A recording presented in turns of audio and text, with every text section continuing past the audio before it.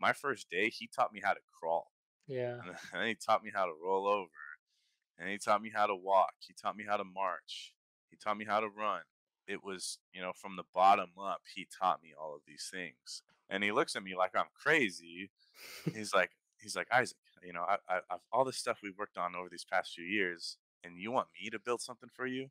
Why don't you do it yourself? And I was like, okay, that was kind of mean, but I get it. Like, I will do that. And that's when I made my first program. The strength of the bison is in the herd, and the strength of the herd is in the bison. Nice. And that carries a lot of weight because, essentially what it means is you're only as strong as your weakest link.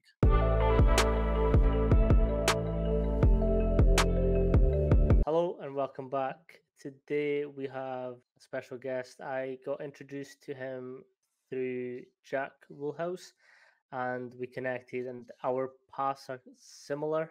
So it's really nice to have you, Isaac. How you doing? Good, good. How you doing, coach? I'm good. So obviously we've kind of been speaking off air for a while, Yeah. but just give us a quick introduction of who you are, your pathway up until this point. Yeah, for sure. My name's Isaac Aguirre. Obviously, I'm from Toppenish, Washington. Born and raised. I go by Coach Ike now. Spent some time at the high school level coaching a little bit after I got my exercise science degree from Eastern Washington University. Coached the track and field. I coached some throwers there, got a few state medals coaching with my brother. Led into the whole football strength thing with the high school team. Got really tied in with my coaches there. Just loved it. Working together as a unit. And one thing led to another. I ended up at the University of Washington for an internship, and that panned out great for me. Applied for a position here at North Dakota State University in Fargo, North Dakota, and got it. So I'm working here now as a graduate assistant, and I'll be getting my master's. Really excited to learn more about the Bison Way, as we call it here. Much different than what we are doing at the UW. So it's really cool to be a part of it. Yeah, can you just explain a little bit of like what a graduate assistant is and how it is that you came about that position? Yeah. So the way I came about it was a little bit of a loop de loop actually. Is I found the position through another intern at UW. He sent it to me, and I applied for it. I got turned down. He said, head coach Jason Miller said he already hired someone. I was kind of, dang, whatever. And I'm applying to a bunch of other positions. And then I go to the gym one day and I get a call, and it's Jason Miller. And he says, hey, is this Isaac? Our last candidate had to move. He had to go on deployment. We saw your Oh, resume and damn. wanted to reach out before we opened it back up. And I was like, hell yeah, man. Like, let's talk. And I talked to him for 20 minutes, had an interview the next day, and he called me 5 minutes after the interview and offered me the position. So, Um, I'm blessed to be a part of it. I'm happy to be here. For those who know FCS Division I football, they know North Dakota State is incredible at football. I work with the Olympic sports: basketball, baseball, track and field, wrestling, all those sports that don't include football. But it's great. It's awesome to be here. I love it. Basically, as a graduate assistant, you're an assistant coach on the staff. The way they do it here, especially in Fargo, is there's a head coach, there's assistant coach, and then there's two GAs and a paid intern that turns into a GA, which is the role that I'm in right now. It's getting accelerated through one of the GAs getting another job, but basically you coach. You're an assistant coach on the staff, and they pay for your master's degree in a related field, and you get a free education, you get coaching experience, and that's pretty much the gist of it. It's pretty simple. Some would say it's a little bit archaic in today's climate of working, because you don't really get paid too much, but that's not really what it's about. You yeah, get a free education, you get the experience, and you get to build something special with people that you care about. And that's something that I said in my interview with coaches. I want to go somewhere that can feel like home, because I don't want yeah, to end up stuck, somewhere for 3, 4 years, hate it, and then I don't even want to coach anymore because I got a sour taste left in my mouth. So, that's really what it's about for me. Um, I'm only 3 weeks in here at North Dakota State, but I'm loving it. I get to train every day with my other coaches that I work with. I'm working on my Olympic lift progressions, getting back into the cleans. I'm learning the snatch now. It's awesome. I Nice. love it. AJ's the best one for that. Yeah, AJ gets down on those clean and jerks, man. I was remember watching him. I'm like, okay, I'm not messing with AJ no more, man. So you mentioned that you kind of are in the athletic side, so you do multiple sports. What's the sort of difference you found between all of them? Like having to not too jump many, between them. not too many differences, really. Um, Right. Not too many differences. We're all the same species, right? We're all humans. We all have to adapt to the same, problems, and in athletics especially, right? Uh, the main difference I would say would get into like the auxiliary lifts. So a wrestler, we do a lot more like neck exercises because wrestling, you're getting tugged on your neck quite a bit. Whereas with a volleyball player, they'd probably be doing more, you know, overhead presses when you're doing your auxiliary lifts, stuff like that. But the meat and the potatoes of our training here at North Dakota State is the Olympic lift progressions. That's we work our way up to progressions in that sense. We start with block pulls. We start with trap cleans. We move up to hang cleans. We do 3 position hang cleans, and then we can see how that looks and whether or not this athlete can progress to power cleaning from the ground. Mm, You know, because we have a top down building, I guess you could say, to how we do our Olympic lifts progressions. If it's got to look from the top before we can get to the bottom, and it works. These athletics here have great success for a reason, and the university, continues to put money and to build the strength and conditioning here. They just built a brand new facility for football here. damn. It's a brand spanking new weight room, off the charts, incredible field house with an outside field, like garage doors right outside of it. I mean, it's Oof. incredible. And they do it because they believe that the Bison Way works. They Yep. believe in Coach Kramer runs the football and Coach Miller runs the Olympic sports. They believe in these guys. And it's shown over the past 20 some years that it works. So, if you have success, why change it? Yeah. Don't fix something that's not broken. Yep. Can you give us a little background of your sporting history? I know you mentioned that you coached track and field and you did a bit of track and field yourself. So if you just go through that as well. Yeah, so my first introduction to sports, I was in the 8th grade. I was probably about 14 years old, I would say. I got into track and field. Ironically, I got into track and field because I had a crush on the manager. So I was like, "Yep, I'm doing track," and I get there and I'm like, "This is pretty fun." I was a shot putter, I was a discus thrower, and what's cool about track is you get in what you put out. And Yep. if you want to work really, really hard at it to be really, really good, then do that. But if you just want to come hang out and chill with your friends and eat snacks in the tent, then you can do that. Like there's room for everybody in track and field. And I think that's what sucked me in right away. It's like, okay, I can work really hard at this and get, potentially really good. So I just loved it, and I wanted to find out what can I do to get better at this. I want to throw farther. I was immediately hooked and hungry to get better, and that's when I found Coach Piper, John Piper, my brother, who was also my throws coach in high school. He's like, "You want to get better, you got to do Pipers," and John Piper, ironically enough, was also my elementary school PE teacher, Right. and he ended up back at the high school level, where he was strength training, and he ran a PE class as well, but it was called performance training, and it wasn't standard PE class where you just show up and suit up and shoot balls. This was we're training. This is real, athlete style training. And I did his introductory program going into my first year of high school, which, you know, we just learned things. We just learned Mm, how to do everything. It wasn't like we were loading up our backs with a bunch of weight on squat or trying to pull from the ground on power clean. My first day, he taught me how to crawl, yeah. and then he taught me how to roll over, and he taught me how to walk. He taught me how to march. He taught me how to run. It was, from the bottom up, he taught me all of these things. And there was a couple other kids in that group with me. I believe Bo Widener was in that group with me. Yeah, grew up across the river from me. Good kid. Shout out to Bo. Um, but it was a blast, and I realized then, like, okay, I'm seeing these changes in my body already. Imagine what, if I stick to this, what can happen. Mm-hmm.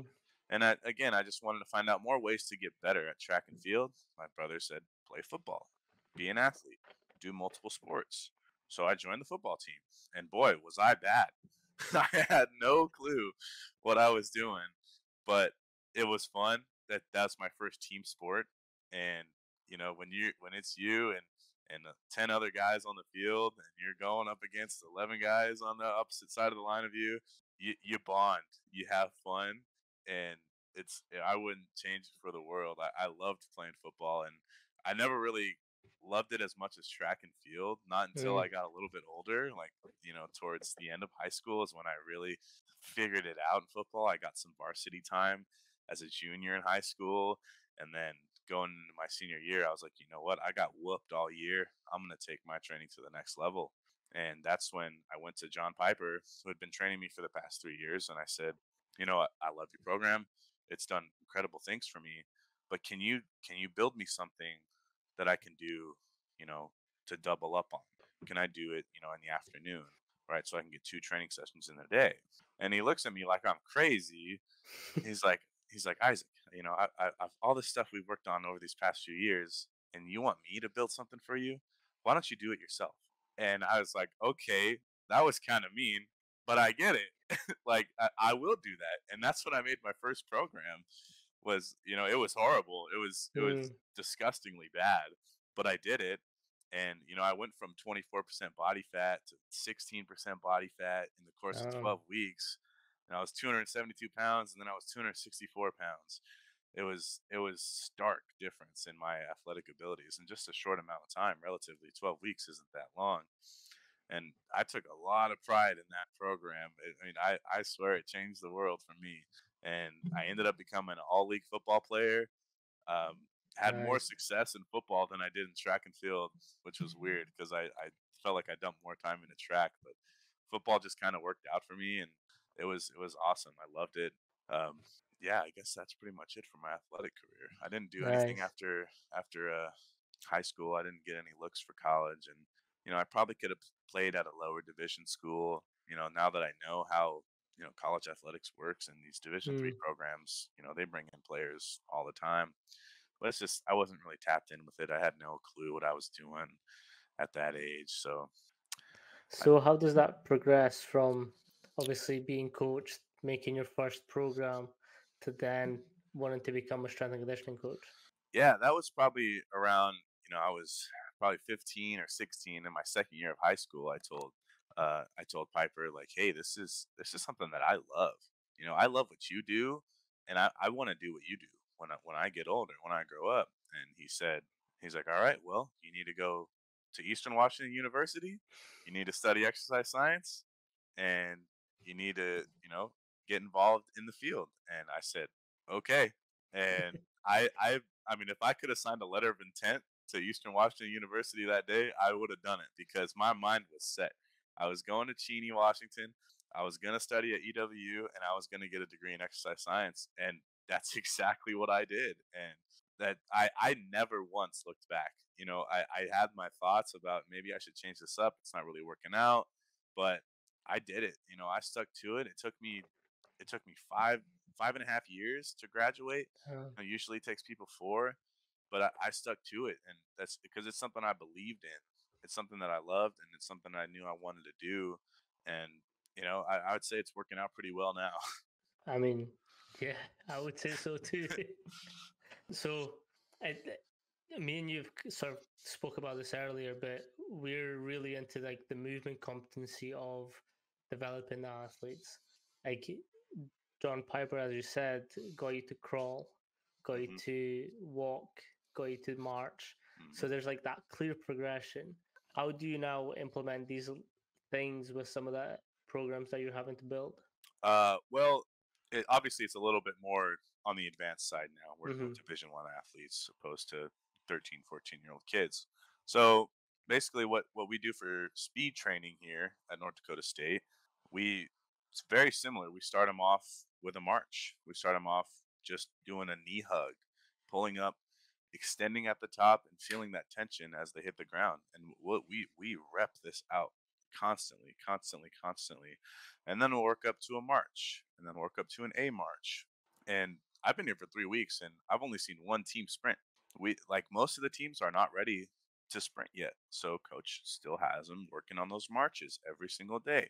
And it's not like we're trying to hold these kids back. A lot of them are ready to do it, but he has the 90% rule here at in Fargo, which I love. And is if you can't have 90% of your athletes doing the same thing, then it's not a good exercise for the group, right? If you're going to have a quarter, half of your athletes in that group doing a regression of an exercise that the other half is doing, it's not good for the group. It's not good for the team. You want to keep them all together as much as you can and keep them doing the same thing. And that's something that I'm constantly just taking notes on everything this guy says. I think he's a guru. I love working for Jason Miller. He just he does things like that Mm. for the athletes, right? For the team. It's all about the team here. And you know, um, we're working with wrestlers right now, and trying to get them on their clean progressions. And we're not entirely sure that they're ready to work up to a power clean. In terms of the new freshman incoming guys. So we have them on a trap clean, which is basically you just do like a single shrug, and then you do like a squat clean into it. Hard to demo here on the chair, but so and it's all about getting the stimulus, right? It's not necessarily Yeah. about how the movement, you know, progresses and how much weight we have on it. If we're getting the stimulus of what we want, then we're succeeding. We're having a good day of training. Yeah. Can you just give us a little bit more of an explanation on what the 90% rule means and how Yeah. that? So the way I see it here is you can't have you can't have an overwhelmingly large portion of your team on a power clean if another large portion of them are still on a hang clean, right? So let's say I have 30 guys on the baseball team in the weight room. 15 of them are power cleaning and 15 of them are hang clean. That means when I'm bouncing around rack to rack, I got to coach two different exercises at the same time. Is that proficient? Probably not. Right? I'm going to be off now when I hop rack to rack. Okay, Mm-hmm. let's hinge down to our knees, and then okay, let's get into the squat. Let's get our hips low. Wait, hold up. I was supposed to be on hang clean. Oh, dang it. Like I got to move, that's the way I see it.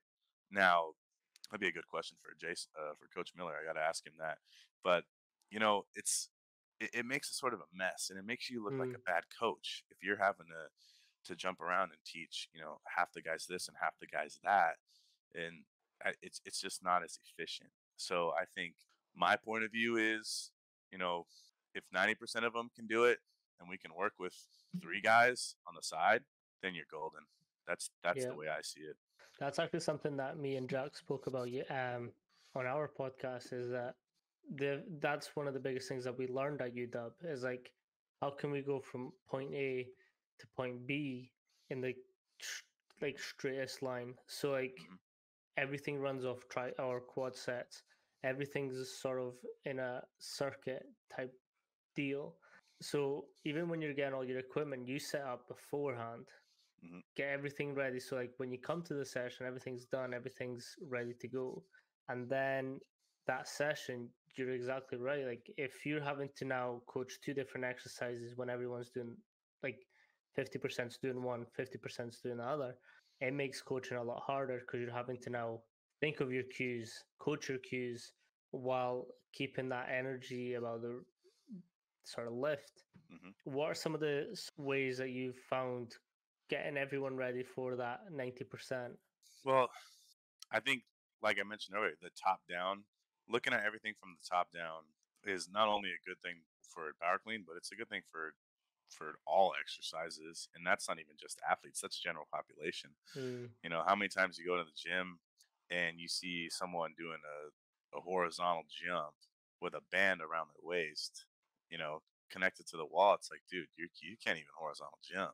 Like, let's work on a reactive jump forward, and then let's work on that horizontal, and then maybe we'll add some resistance.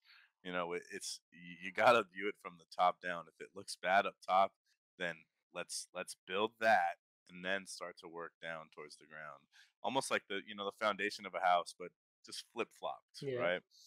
So if you have, let's say, I don't know, five guys who are progressing, well beyond the rest of the wrestling team. They're, doing incredible at the hang clean.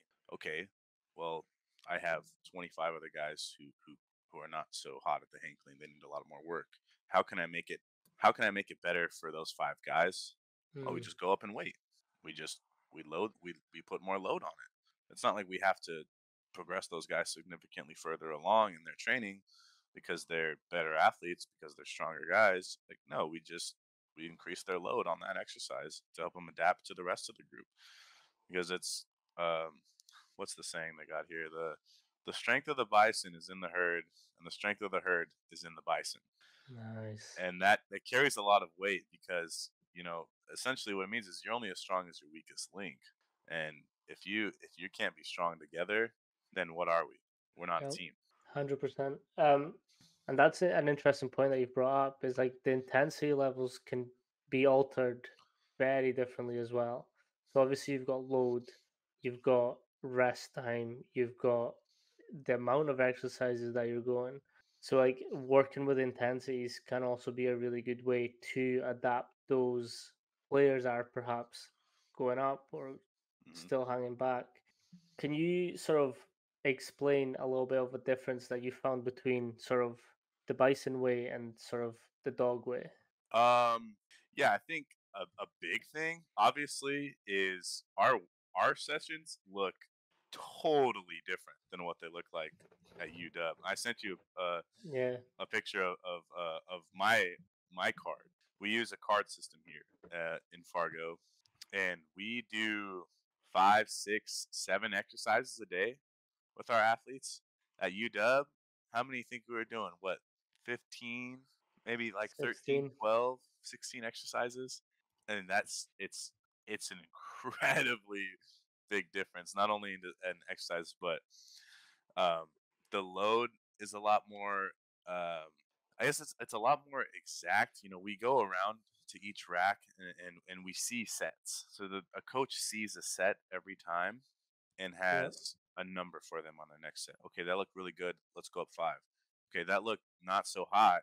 Let's go down 5. That sort of thing. We always say, we want to see your first, we want to see your seconds, we want to see your thirds, and we'll give you a weight for next week.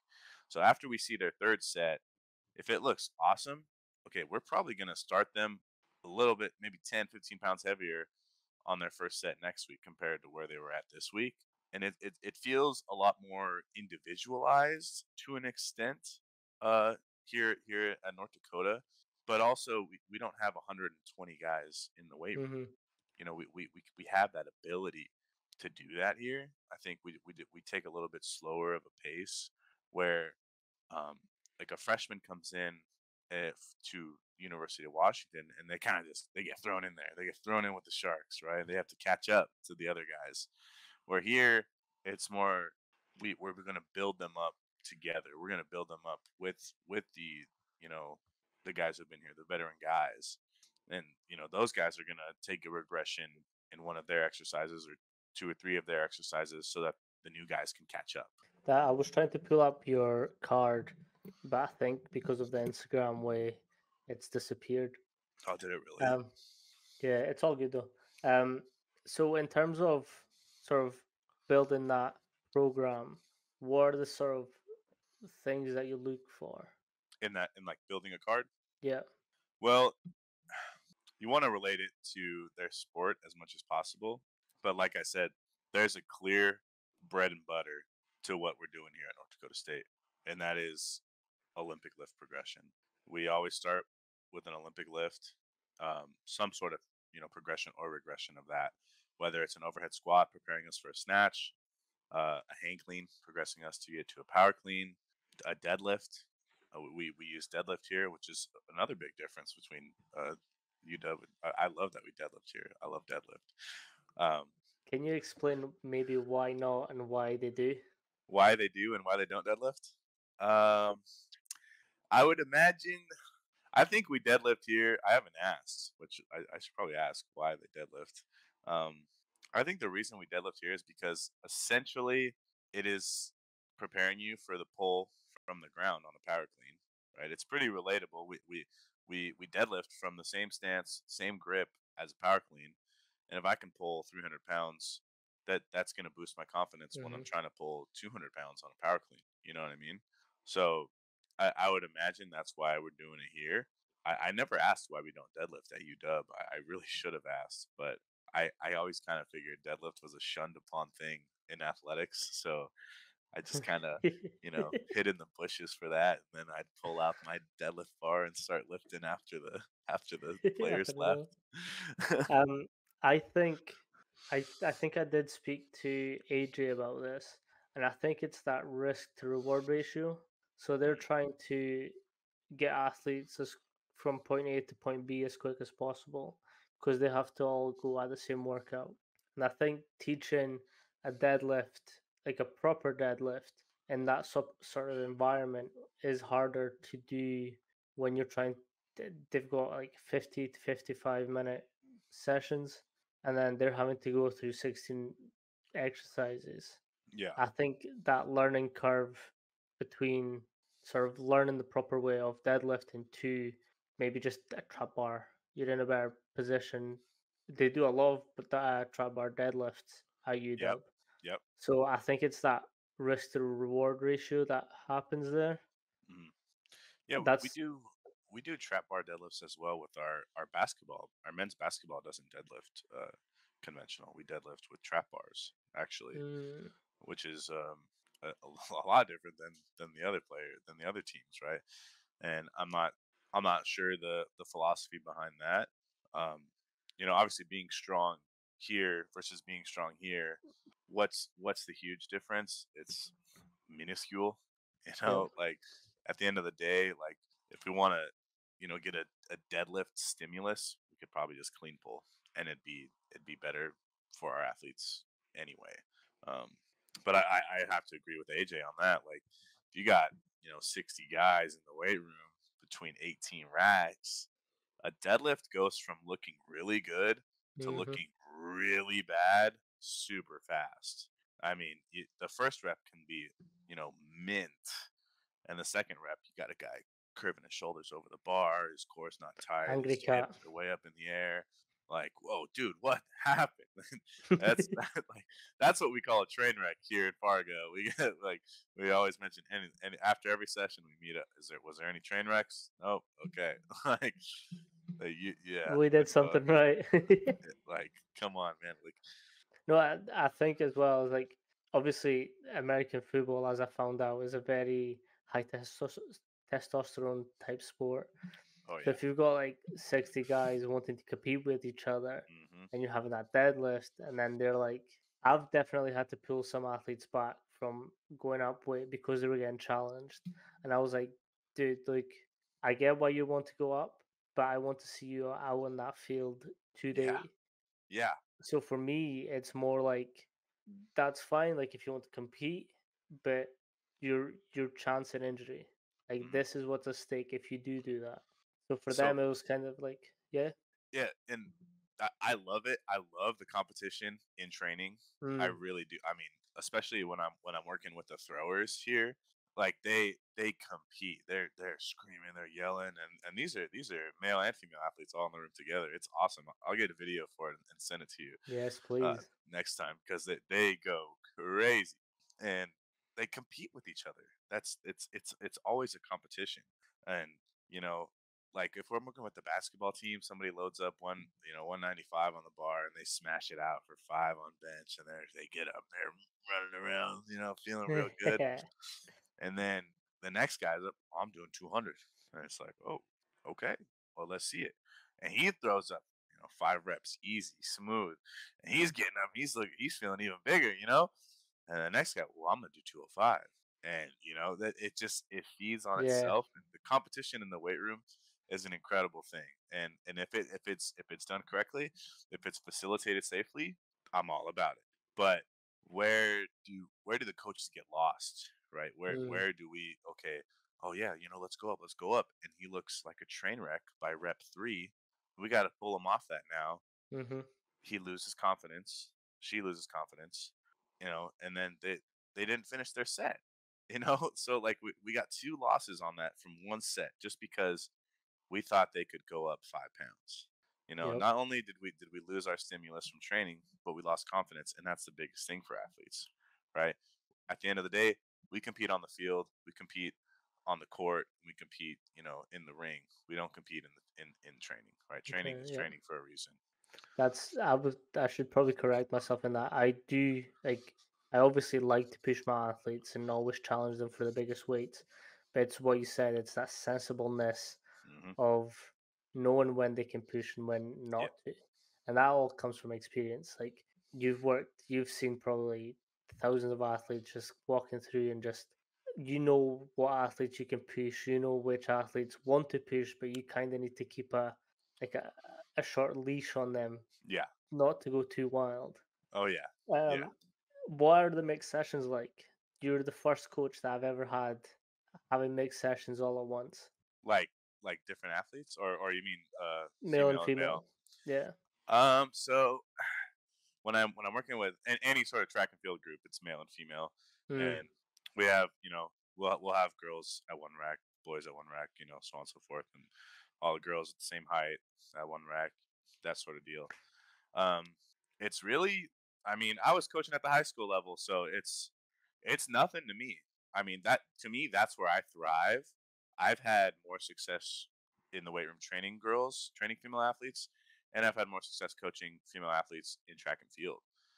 One of my best athletes I've ever coached, when I was coaching at Toppenish High School, she is incredibly successful. She has the school record in the shot put. She has a school record in the discus, and she has 2 more years of high school left to improve on those marks. And she has Mm. 5 state medals. She's Damn. one of the best athletes I've ever worked with, and I've worked with Division 1 athletes. Um, and I think what it is with male athletes, you have to battle before you can bond, Mm. and with female athletes, you got to bond before you can battle. And that's sort of where I've always shined as not only a coach but as a person. I've been able to tap into people's personalities and get them to crack and get them to break pretty easily, especially athletes, to where okay, I trust this guy. He's cool. He's funny. Whatever, and then I can coach them. And that's kind of how it is for female athletes. Whereas boys, I had a guy in the weight room the other day. It was probably last week. We're doing clean pulls, and he's a big strong kid. He's a jumper, I believe. Um, he's getting irritated. He's mad because he's clean pulling, and he's throwing the weight up way up here, Mm. like it's, and he's saying it's too light, like blah blah blah. And I'm like, no, dude, like a clean pull, like we're just pulling it up here, we're just pulling it to our hip. We don't have to bang it out. We don't have to pull it up to our chest. And he's like, it's too light. Like I can power clean, umpteen, whatever he said. And just kind of like gotta talk him off that cliff a lot of the time. It's like, dude, look, we're doing this for a reason. Like we're going to progress to those harder lifts. We're going to put more load on the bar. You just got here, like let's see what we're working with. Show me you can do it right, Mm. and then we can do the fun stuff. We can move on to the cool training. You know that Let's walk before we can run. let's walk before we can run. Let's roll over before we crawl. That sort of stuff. Like Yeah. it's huge, and it's a that's the clear definition between male and female athletes. But at the end of the day, ball is gonna ball, and Mm. they are all incredible athletes. They're at Division 1 college for a reason, and the intensity is just about the same. I might say the girls might get after a little bit more. You I know, would 100% agree with that. I like did my um, dissertation on female athletes' perception of strength and conditioning coaches really. and like their effectiveness. Yeah, and like female athletes don't care who's in coaching them, as long as they're competent and they can demonstrate their knowledge, they just get after it. Whereas male athletes, you're kind of having to. There's more of that interpersonal differences that you kind of need to navigate Hmm. and sort of figure them out and figure out how they like to be coached before you can attack them and push them and really elevate it. But women, they're very receptive as well. Like if you say to them, "Let's do a back squat," got it, back squat straight away. Oh wait, you could have actually moved your ankles out a little bit just to make room for you to get in. Perfect. Next set, do it perfectly. Yep. Whereas male athletes, they tend to like Why? just ramp up. Yeah, Why do I have to do that? What is that doing? The male athletes, you're right. They tend to need a reason to do something. Or a female athlete is just like, aye, captain, and they just run in and do it for you. 100%. So because you have got a lot of female athlete experience, and this is something that my research picked up on, um, was that a lot of male S&C coaches tend to not speak about like the menstrual cycle and how that impacts them in the gym. How have you found that impact in your sessions?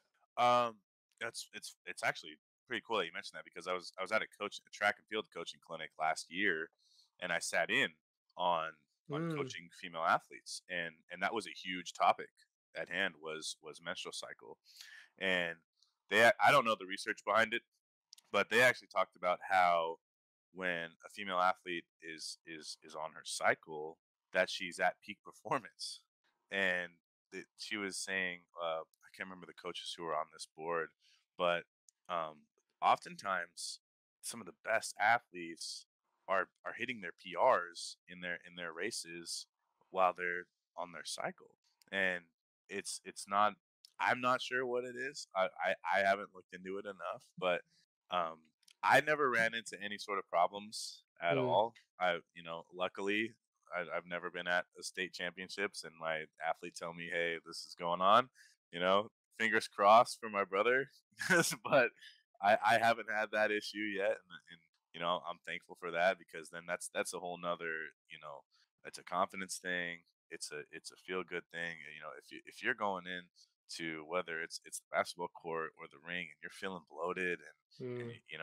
that takes away your confidence, takes away your ability to be who you are, right? So obviously it has implications. There's Yeah, I would say so too. a lot of people who think it makes them a better athlete, and you know uh, I think obviously it's up for debate, and whatever the research says is probably going to dictate the truth on that. Yeah, I'll send you my paper so you can have a little read. I would love it. Um, so what I've found from the athletes that I spoke to, and it was sort of like national level to Olympic um, athletes, and they were like 2 weeks running up to your period, like that's when they're the strongest. That's what I found. Obviously, research, although it's good to go off of, there's obviously going to be that change between people to people. Mhm. I might have just caught the athletes that are worst leading up to it. I have also heard the opposite though, so it's not a guaranteed thing. Everyone's individual as well. But during that run up, that's when they're at their highest. That's when they peak. That's when they think. But during their period, again, it's that emotional thing. Like they're run down because their body's obviously going into destroying whatever is Yeah, in there, and then they have to compete. Then they've got, depending on what female it is, you could bleed through, you could not bleed through. And I think making sure that your athletes are sort of being asked, "Hey, look, how you feeling? How did you sleep? yeah. What have you ate today?" I think That keeping on track of that is key. that checklist that's something that those coaches on that board also mentioned. Standardize a checklist for all your athletes so that when the question comes up, are you on your period? It's not weird, it's not awkward because Hmm. we've had this checklist every Friday before meets, since you were a freshman in high school. And that's something I didn't do, and I really wish I did. I actually have my notes. I read these notes not too long ago on this, which is pretty funny that you're asking about it. But um, yeah, like that sort of thing, having a whether it's a daily or a weekly checklist, Hmm. is huge because when those weird potentially awkward conversations have to come up, they're not weird or awkward because this is Hmm. something that we do every day. Yep. I actually had to develop a script because of it, so that if coaches were sort of looking for a way to approach it, they could read the research and be like, okay, got it. Mhm. So it essentially goes, it depends, obviously, it depends what kind of sport you're in. If it's an individual sport, you kind of have to be a little bit more careful. With a group setting, you can sort of say it as it is and it's a little bit more accepted. But essentially, you gather the females around and just say, look, I've read up on this. I know essentially what happens during your period, during your phases. So I'm not saying that you have to come up to me straight away and tell me about all the details, but just to let you know that if your period or your menstrual cycle is impacting your performance in any shape, way, or form, come and talk to me and we'll make adaptations for your program. Mhm. That then puts the ball on their side of the court to Yeah. approach you or not. If it is impacting them, okay, come speak to me. We'll have a look at your program. Obviously, group settings is a little bit harder to adapt every program to each individual cycle. So it's sort of just managing their load and their resistances and whatever else that they may need during that time. Yeah, you say that, and I wonder, just kind of a thought I just had now that you said that. I wonder how many, of these premier elite level athletes build their program and their periodization around their Hmm. PMS. Like I want to peak at this time, and I have a rough guesstimate of when my cycle's going to start. Like I got to train through that or around that, whatever route they wish to take. That would be really cool to see. Like Um, how many of them are periodizing around that. Yeah, so that is something that was brought up in my research as well, but there wasn't enough for me to talk about it, so I kind of just had to keep it at bay. But it was that a lot of these high, like elite level athletes during competitions, if they see that their menstrual cycle is landing during that competition, they'll take oral contraceptives to stop that from happening. Really? Yeah. Huh. That I would have never even considered. That is interesting. So it's like that risk to reward ratio because obviously Yeah. there's side effects to it. Yeah. You're putting hormones into your body, but they would rather compete at their highest level than have to deal with their menstrual cycle. That is incredibly uh new to me. I would have never even thought of that. Like it is amazing how much they have to go through, and a lot of them will be suffering, but they won't say anything in fear that they'll get made to feel less than an athlete or less Yeah. than a male athlete. Well, that's because girls are way tougher than boys. Like, I mean, I'm sure you've seen it with your clients all the time.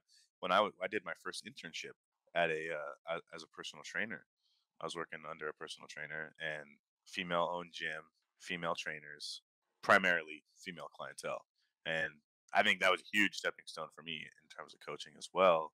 Um, but the amount of guys who wouldn't show up to training sessions, I mean, it was crazy. Hey, I'm not going to make it. Can you tell Vanessa I'm not going to be there?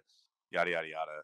Women never miss their training Yep. sessions ever, ever. I don't think I And ever it's saw that one. it's honestly female athletes are more in sync with what they want and their goals. Mhm. As soon as they have that goal in mind, that's it. Like you're not shifting that. Yeah, Like I've coached a female netball team, and like so I did their S&C. It was just like on the courtside stuff, and I've never been cussed out as much as I have. Like they cussed me out minute by minute, and I was like, "Damn, like what is going on?" But after the session, they would stop and be like, "That was a really good session. Thank you for yeah, that. Like yeah, that was amazing." And I was like, "It's not what you were saying like 5 seconds ago." yeah. 10 minutes ago, you hated my guts. Like, what happened? Yeah, it's like their mentality is completely different. So, what was that like training track and field? Um, I obviously most of my success was with the female athletes.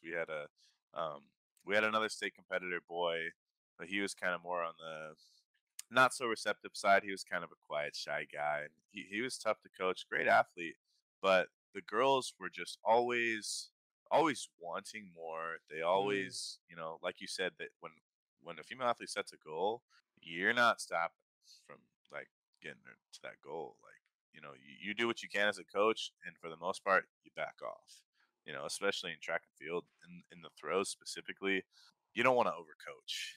Yeah. There's so many things that you can say to an athlete that'll just tip them off, and you ruined it. And something that Coach Jason Miller asked me post interview was, "What's your biggest mistake? What's your biggest coaching mistake?" And immediately I knew what to say. I said, "I had a female shot putter this past spring, and I started talking state titles way before Mm. I should have ever. That those words should have never came out of my mouth." And I saw the potential for it, and I got excited. Holy cow! Like, we can win state. This is going to be incredible. Like, oh my gosh, incredibly selfish thoughts. And whether or not that got to her, whether or not that's the reason we didn't win state, I don't know. But I think it played a pretty big role, because Mm. when we got to state, when she got in that ring, she wasn't herself. She was a nervous wreck. She scratched her first two throws, and you know I mean, I was fighting tears back. She was wiping tears off her eyes walking into the ring on her third throw. And if Yeah. you're not familiar with track and field events, you get 3 attempts in the prelims, and then if you make finals, you get 3 more attempts. If you don't get any attempts in prelims, if they're all 3 scratches, you're out. That's it. You're done for the day. She was the top dog there coming in. She was a number 1 seed, and she didn't have a spot in finals until she walked in on her last throw and hit 38 feet 10 inches. And not a PR, pretty close to her PR, but the clutchest throw Mm. ever, because that was it. That was it. That won her a state medal. That got her 4th place. It wasn't the title that we wanted, but we got it, you know? And I got a photo of me, like, just like holding her, just huge smile, and she's there. She's sad about it still. It's an awesome photo, but like, I was just so excited for her. Like, yes, like, now it's time. We can turn it on. We can do this. Mm. Like, we have time to win this. We got 3 more throws, baby. Like, let's get it. I was excited, and we didn't end up getting it, but it was. I do believe, like, that played a big part of it. I should have just stuck to the game plan. Mm. Right. Let's talk state titles when we're in the state finals.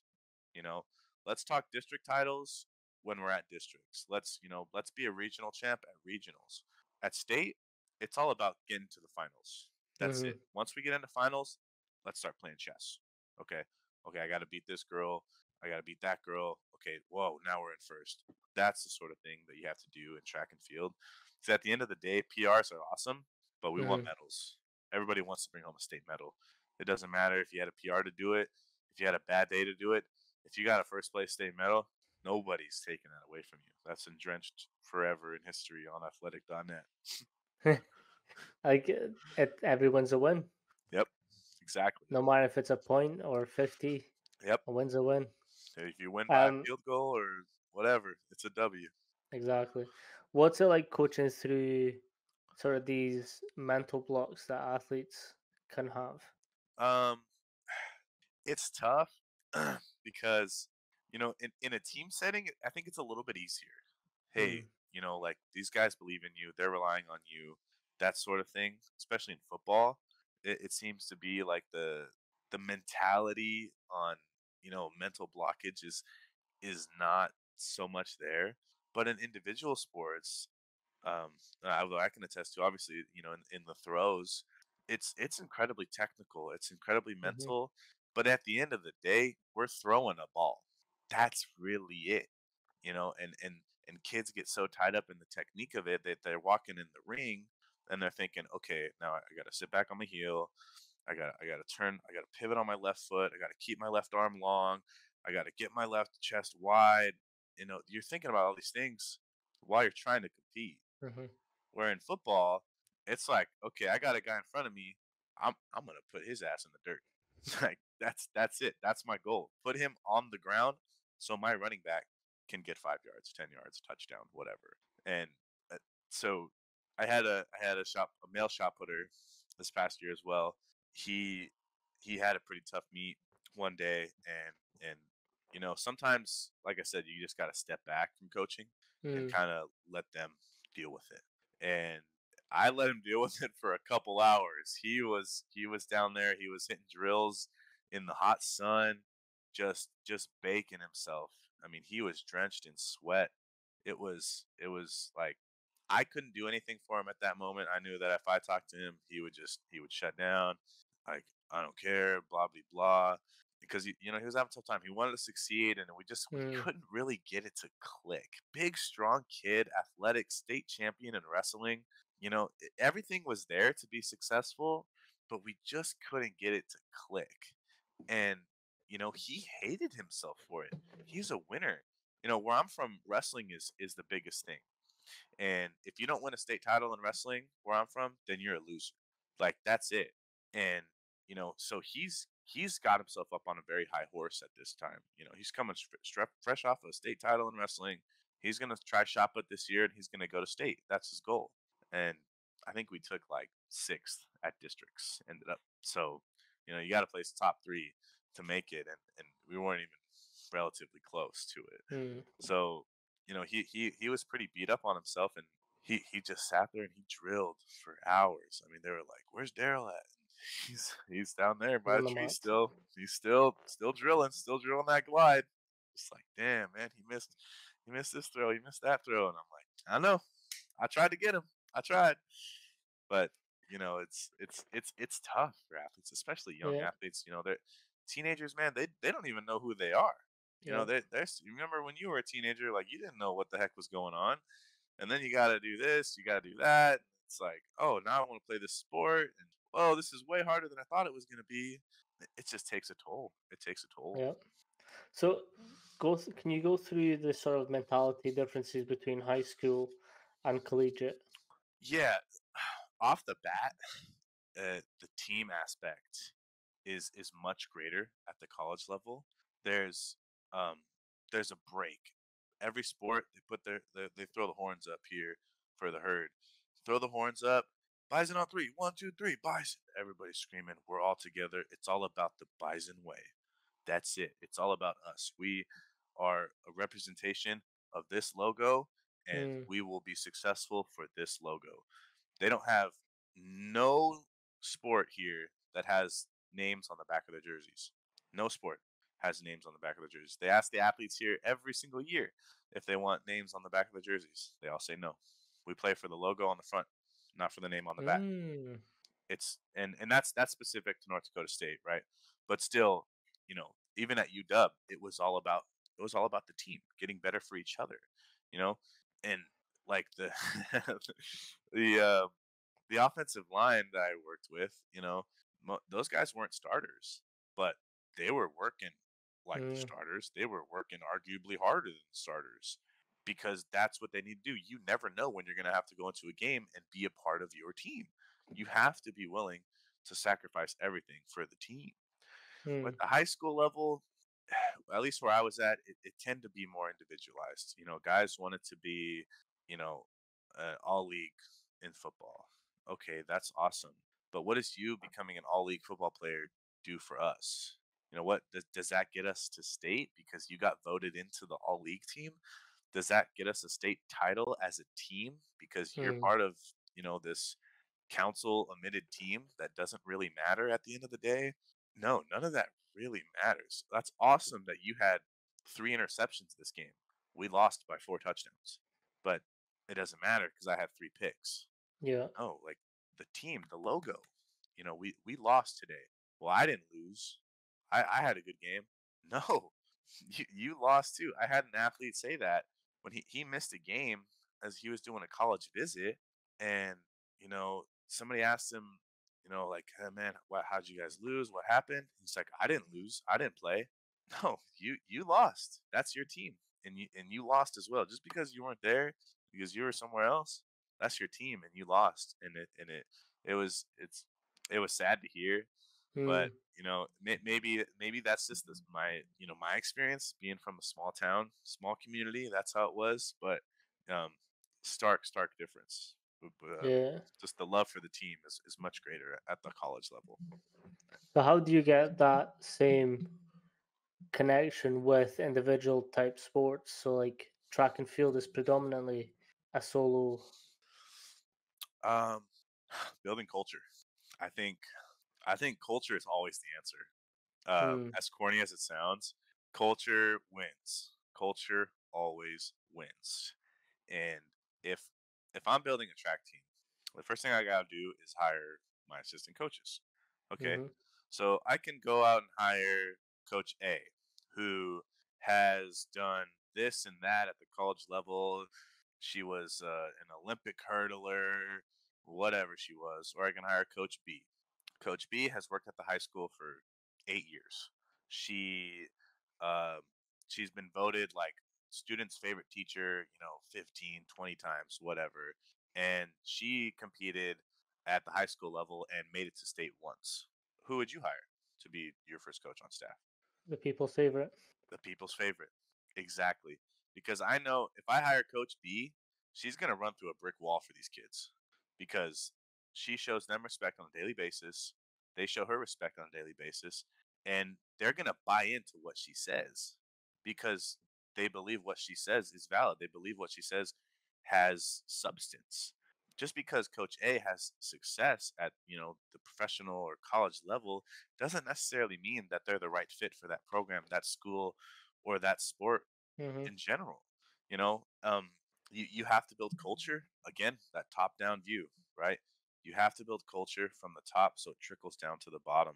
If I have a bad attitude coming in as a head coach, and my assistant coaches walk in and they're like, "Morning, coach," and I don't look at them, I don't say nothing to them, they're gonna be pretty upset. So they're gonna Mm. go in and they're gonna give bad attitude to the interns. Okay, now the interns are upset. Now the interns are giving shit to the athletes. Well, now the athletes are upset. So now my whole my whole day is ruined because I gave bad attitude and my culture wasn't there from the Mm. jump. Now all the athletes are having bad lifts. The interns are all mad and grumpy and don't want to do nothing. And my coaches are not on top of their game. So if you don't have culture, you don't have anything. Yeah, we've previously spoke about this, and it's sort of came down from for you, John Piper, and for me, Rocky, who was my original strength coach, and it was sort of like they're not there just to build athletes; they're there to build humans as well. Hmm. So for me, it was sort of like he pulled me aside and he was like, okay, instead of doing whatever you're going to do outside, which I know isn't going to be good, come in here with me. I'll you can have the gym for cheaper. You can help me coach athletes. Let's get that going so you don't have to go out there and do whatever you were doing. So for me, it was like he saw me more than just an athlete. He saw me more of like, let me develop him as a person as well. And I know you've got the same type of relationship with John Piper. So can you like sort of go through and give us a little rundown on how he developed that side of you as well? Yeah, so I mean, I think it was pretty clear that I wasn't going to be like this amazing athlete to Piper. I think he kind of knew that. He never told me that, but he just knew I wanted to work hard, and I think he knew I'd be potentially a good coach someday, and that's why he pushed me to pursue exercise and to pursue strength. Um, you know, I haven't really communicated with him much in the last couple of years. I just saw him recently, before I left to Seattle. But as far as my youth growing up, it wasn't it wasn't like increasing my max on squat was the biggest thing in the world to him. When he would see me succeed in other places, that was huge. Hmm. That was big for him. Oh, I got an A on this test. Oh, Isaac, that's incredible. I'm so proud of you. That is awesome. You're gonna do like this and that. You're gonna be incredible. And it was like, oh, he'd see me max out on deadlift. Like, oh, I got a 500-pound deadlift now. Nice job. Hmm. It carried a little more weight when I did something outside of the weight room for him. You know what I mean? Mm-hmm. um, he cared a lot about my development early on outside of college or outside of high school, going into college. and I kept relatively close with him. And then I got a new number and just got lost in it. But I remember texting him one night, and it was a late night, and I think it was after the Andy Reese boxing match. I'm not sure if you keep up with boxing, but Andy Reese beat I believe Anthony. I think it was Anthony Joshua, knocked him out, Hmm. and that to me was the coolest thing. And because he doesn't look like the kind of guy who's an athlete or whatever. He looked like me, which was the cool part. I was like, damn, like this guy's got my body and he's in there like tearing it up. So I was excited, and I remember sending him that and uh sent a video. I'm like, hey, did you see this? He's like, oh yeah, that's awesome. And we're texting for like 20, 30 minutes, and he ends up calling me, and we just talked on the phone.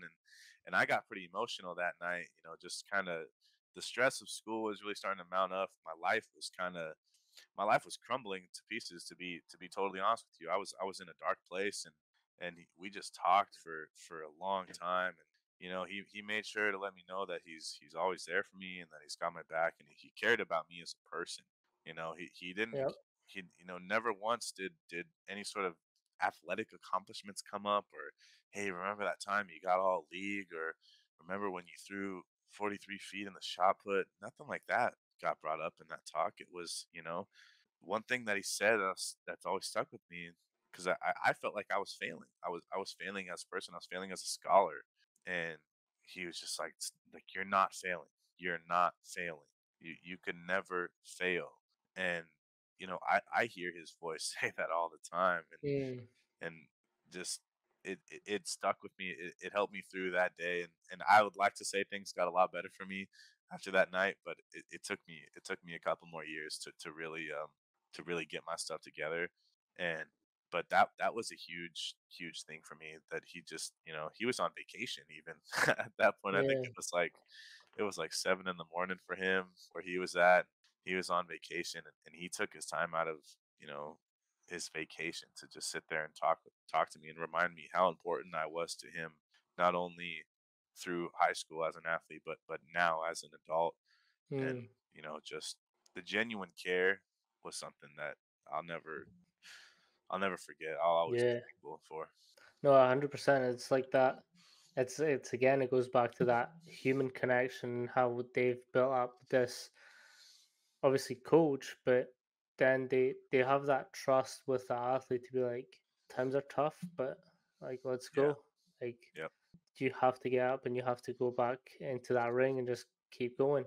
Yep. And like I mentioned this before the podcast, and I now realize that you've wrote it down and it's now in your desk. But shy boys don't get sweets. Like that's something that one of my coaches said to me, and like it's taken me like all my life. Like it dictates everything that I do. So if I see an opportunity come up in my head, the first thing isn't, oh, I'm not going to get it, or what if this, what if that. My head's like, shy boys don't get sweets.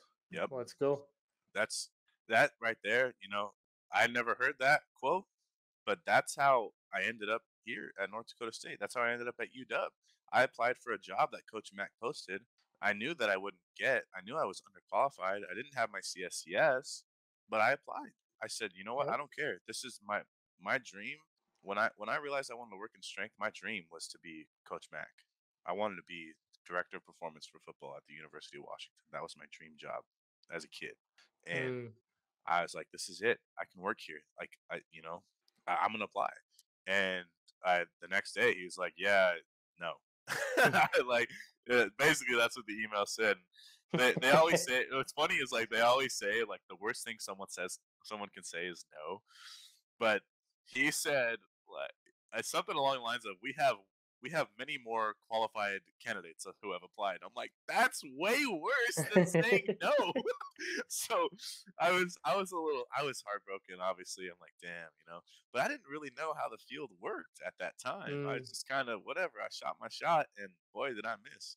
But following, that after he, roasted me for not being qualified, he's like, I think this opportunity art with our internship would be perfect for you. And he sent me Zach's email, and I emailed Zach. 2 days later, I interviewed, and the next day he offered me the internship. So, I'm thankful that I applied for that job, because if I didn't, I don't know where I'd be. I don't know what I'd be Mm. doing. this wouldn't have been happening. No, exactly. Yeah. Like I think that's what's so cool about the program down at UW is like the connections you build are like long lasting. Like Yes. I still keep in contact with Tree. I still keep in contact with Nate, Colin. Like Colin's now at Texas coaching an American football team. Really. Like yeah, so to me, I'm just like I'm in the UK, so like all these guys are like doing all these big things, and I'm just like I get to like speak to them. I get to like we're Yeah. friends. Like we went out for dinner. Like done. We woke up at 5 o'clock in the morning to coach at 6 every single morning for 6 weeks. Like it's these unique experiences that sort of build these relationships, build these connections. Like I'm sure you've got similar with like the interns that were there at that time. Oh yeah. Like I think it was about a week ago, maybe 2 weeks ago. I was at Walmart and I heard a Taylor Swift song come on, and I Nah. immediately started recording. I sent it to Natalie because she's a huge Taylor Swift fan, and just that kind of stuff, right? Um, a lot of my former coaches I worked with, I went back home for a little while and went to a couple football practices, and they asked what was the best part, you know, Mm, and uh, the first thing that came to mind was Roma Dunze, because that guy's a freak, and just watching that guy move, I was like, yeah, this guy, that was the biggest thing. Like that, he's amazing. But realistically, the best thing about the internship didn't have to do with an athlete, didn't have to do with strength, didn't have to do with, learning under coaches or working, you know, at a Division 1 school. It was making friends. It mm, was it was building bonds with people that are interested in the same thing as me, that want to work in the same field as me, and just want to build genuine connections with people like that. Like that was the best part, undoubtedly. I wouldn't trade that experience for the world. You know, mm-hmm. these are long lasting relationships and friendships that, you know, hopefully would last forever. They're friends, they're colleagues, and I cherish each and every one of those interns that I worked with at the University of Washington. 100%. And it's like you're sort of in the battlegrounds, just like duking it out with the responsibilities, because like you're getting pulled a million and one different directions, and you're just keeping up. Like Yeah. you just have to keep going. Because like for me, that there was definitely days that I was like today is not the day. Like there was, I think it was my first week. Obviously, I came from the UK, so there was jet lag.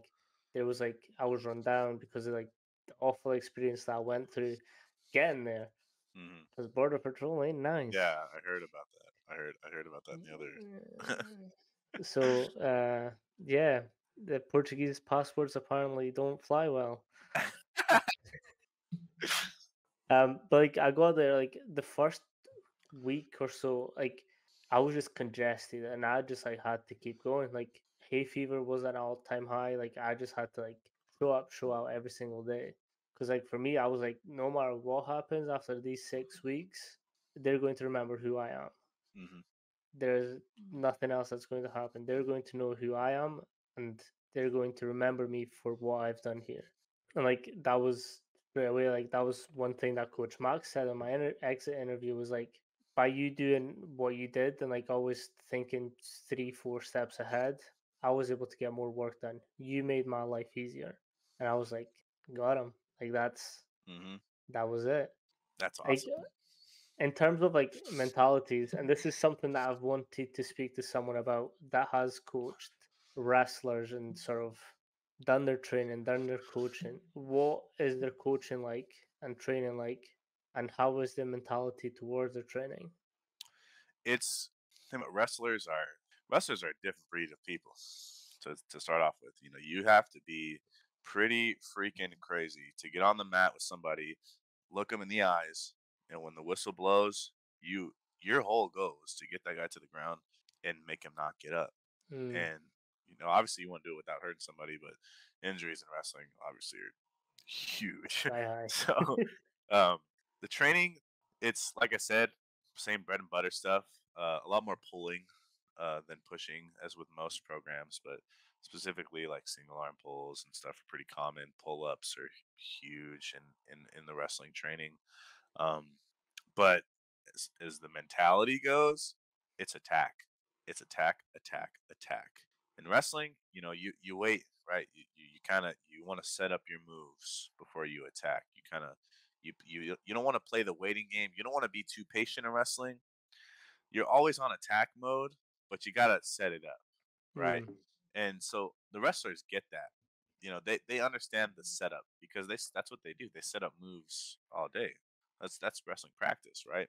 So they get that we have to, set up our, you know, foundation on a power clean before we can, get to the fun stuff, right? Um, so I'm lucky in that part. Now I haven't got to in season yet, and Mm. if you know anything about wrestling, you know that you gotta cut weight, and people are not happy when they are in a significant caloric deficit. And whether or not they're happy or in a caloric deficit or not, guess what?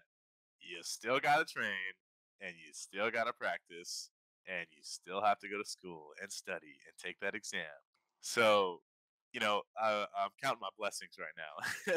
I got a great group of guys. They're wild. They're like a little family, man. Like these guys they're just a wild little bunch, and I love them already. And every time I got this redshirt freshman, I believe. He sees me, man, and it's great because there's I don't see very many Hispanic people out here. And I come from a Hispanic community, and my father is Hispanic, and it's great to see other Hispanic people around here. And every time he sees me, he lights up. He's like, "Ike, what's up, man?" He's like, "What's going on, man?" He's all excited. He's like, "Man, you walk in, you got this aura to you," and I'm like, "Dude, like, shut up." I love that dude, man. He's so funny, and he's a real leader on the team, though. He's always first in line. He's always last one to leave, and he holds everybody accountable, and that's something that I love about him. And that's again culture, right? Yeah. Like that, it paves the way. And as long as you have guys like that who can help lead your team, because it's all, coaches can only do so much. If Mm. they see their other teammates are, slacking off, and especially the younger guys are going to do what the older guys do. Yep. And if the older guys aren't holding it down, the younger guys are not going to hold it down. So, the culture, the standard has to be there. And, I got to rely on guys like Fern, keeping the energy high, coming in with a smile and being excited to lift weights. So for you, how important is it to have those type of athletes like first in line, last out? That's actually a huge thing for us here at North Dakota State. Um, you always start behind the line. We have a big like 40, 50 yard turf that goes like right into our weight room. It's really cool. Um, you could look it up if you want to check it out. Looks just NDSU Shack weight room. But it's very important that the athletes are behind the line before we start a warm up drill or a plyometric drill or an agility drill, whatever we're doing, and that they do one rep beyond the line. So when they pass that next line, they still have one more rep. We always do one rep before the line and one rep after the line. We don't stop at the line. Yeah, so that's see right there on that second row. That's the turf right there. Close out of that one. Let's see. There's a right there. Yeah. So that turf leads into the weight Mm. room. So we do all our warm ups, all our plyometrics, all our agility drills out there on that turf, and then we just take them right into the weight room. We meet up before we go into the weight room, talk about the day a little bit, um, and we get a break. Bison on three, and we go in there, we attack it, and just have fun. That's a big thing for us here. We gotta have fun. Yeah, that's one thing that I thought was just in the movies, like the 3, 2, 1 and break. Oh yeah, you guys don't Yeah, break out there across the pond, huh? no, we do not. And Really? like, yeah, which I like. I've always wanted to do it because I've seen a lot of American films. So like, I'm just like that's sick. But Oh, like the first ever workout at UW, like Coach Mac blew his whistle, got everyone in.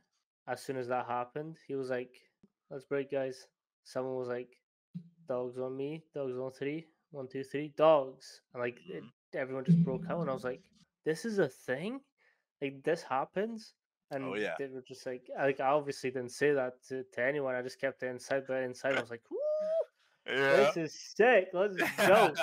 Yeah, man, it's real, and And that's then AJ turns his music up to 100, and Yep. then we're just shouting. And Yep. like my first workout was freshman, like the freshman introduction. Like that was my first ever like introduction to it. And Oh, I so was you're like, on like set one, like yes. okay, Yeah, yeah, yeah, that's yeah, that yeah. kind of stuff. Damn, that Yeah, was your so first one. yeah. That's So for tough. me I was just like, let's fucking go.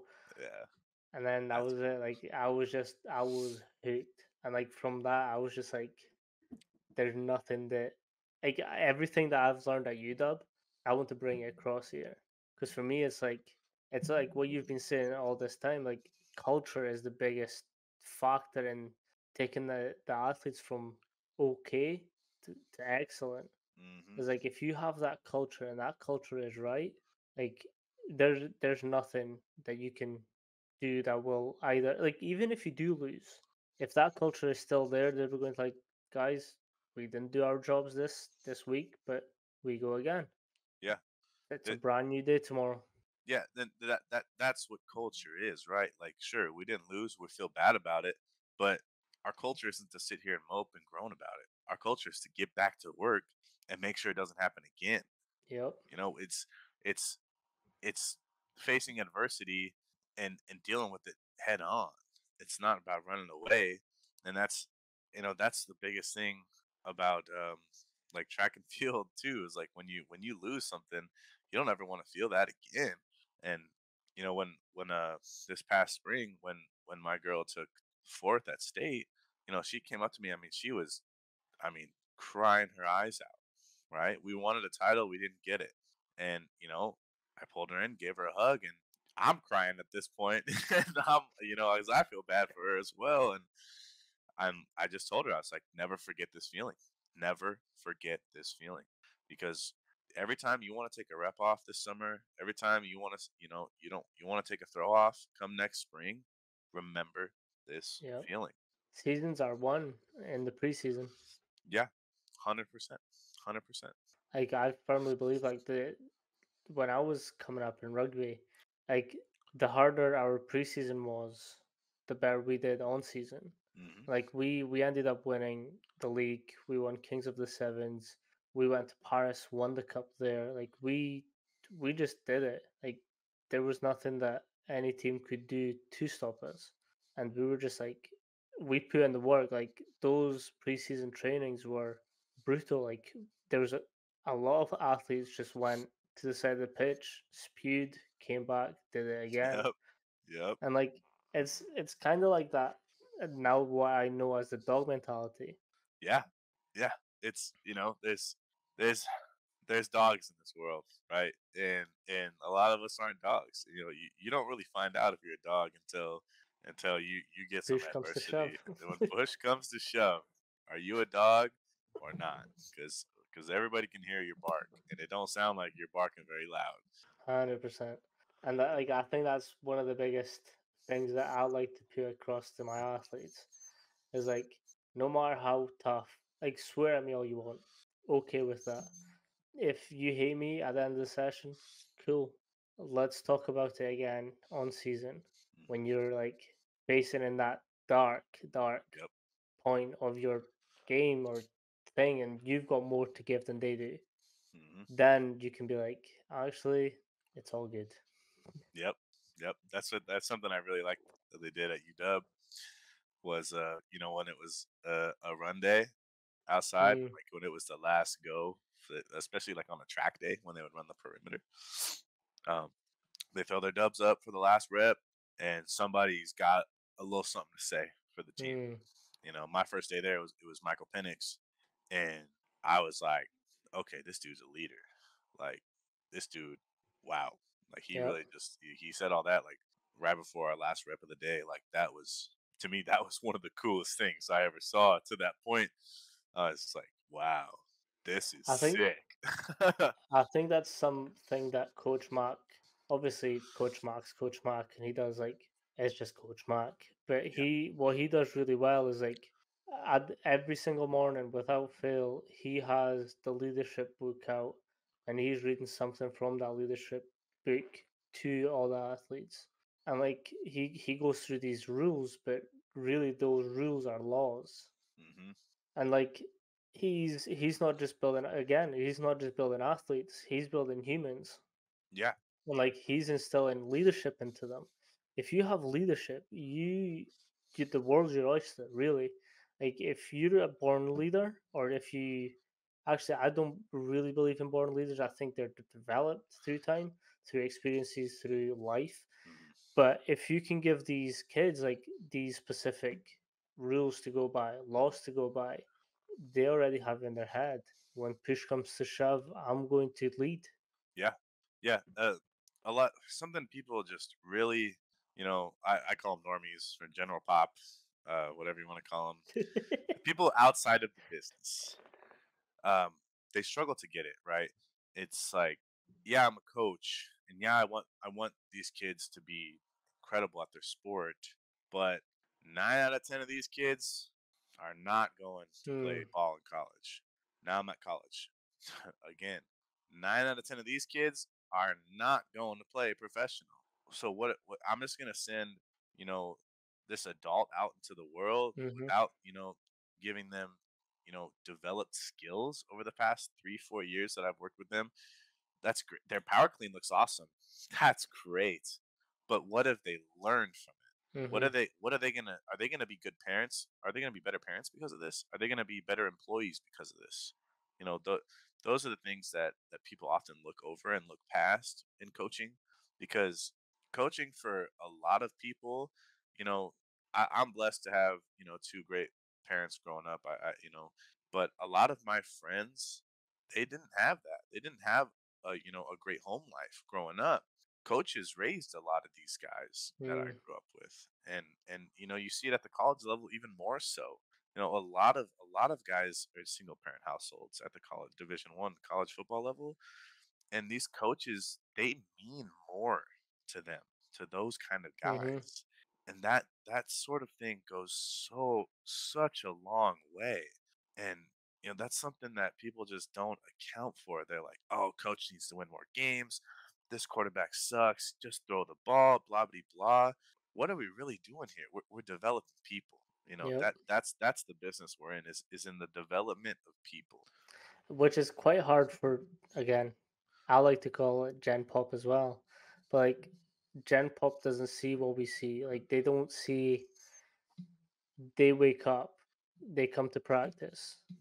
During practice, they're feeling low. They're feeling like, oh, I really don't want to be here today. But how can you as a coach make that difference Hmm. and push them? Like, how can you push those athletes that don't want to be pushed? So for me, the simple, like, without fail, every time an athlete comes in, the first thing I say is like, "How are you doing? Good, coach. How Hmm. did you sleep? Terrible today, coach." I was like, "Okay, cool. Let's keep an eye on that.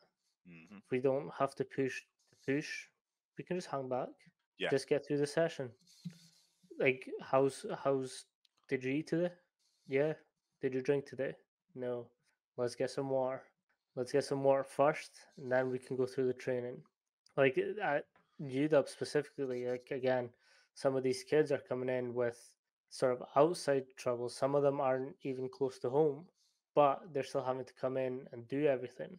So for me, it's like, how are you feeling today? One of them said, not good, like family troubles. I was like, okay, I got you. If you want to talk about it, I'm here. Mm. If not, also cool. We'll go through the session, we'll keep an eye on it, go get something to eat from the kitchen. I Yeah, think, a lot of people discount that, right?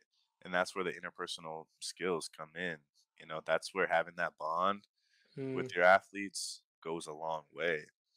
Because if I'm just a guy who's hounding on somebody all day in the weight room, for an hour, hour and a half, and I'm just a complete, jerk to them, mm, well, they got to go home.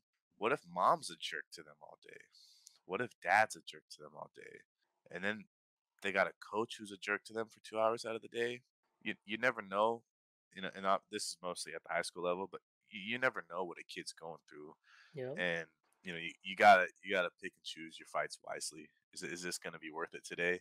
You know, Maybe we should just hold this talk off till tomorrow. I've had a lot of tough conversations with kids. Give me attitude for whatever which reason. It's like, hey, there's certain kids you can. go right back at them. And then there's certain kids, it's like, I let that slide, talk to them one on one afterwards. What's going on? Like, is there something we got to talk about? What do we have to figure out? It's exactly that, and I think again, I've mentioned conscious coaching before to you, and how much that book has done for me personally. Um, but it's like you don't know the home life of these athletes, so you're either going to be the same as what they're getting at home, or you can be the difference Hmm. to their day. And I think this book really prepares you well for it Yeah, I still because got to it find go. it. Yeah, it's honestly it's my Bible since day one. That's the first ever coaching book that I read, Really? and honestly, yeah, like, and I've read a lot of them. Some of them but like this one, like if no other book ever gets mentioned in this podcast, this is the one that you have to go and get because it takes you through all these different personalities, all these different people, different situations in their home life, work life, and it makes you think about, okay, they're coming here. I don't know the type of day they've had, so I'm going to make it a fresh new day for them as soon Hmm. as they come in here. And like, it's knowing who to coach a certain way. You can't push someone that has had it hard all their life. Yeah. You kind of have to take a step back and be like, okay, you coach me today. Hmm. I'll do whatever session that you want to do today. Let's bond. Let's bond over that first. If we bond there, there's more of a chance that he's going to be like, actually, Coach Manny, I like him. I'll listen to what he's saying. Because, like, some kids obviously have a bad home life, bad life in general. But for me, I'm more interested in who they are and what they're going to do. So let's strip it back down. I'll follow you. I don't mind. I'll do a workout. It could be the worst workout, it could be the best workout, but we're connecting, we're bonding. And I think that says a lot when coaches can just take their time and just be present for their athletes. Yeah, exactly. It's you got to look past, you know, face surface of an athlete, right?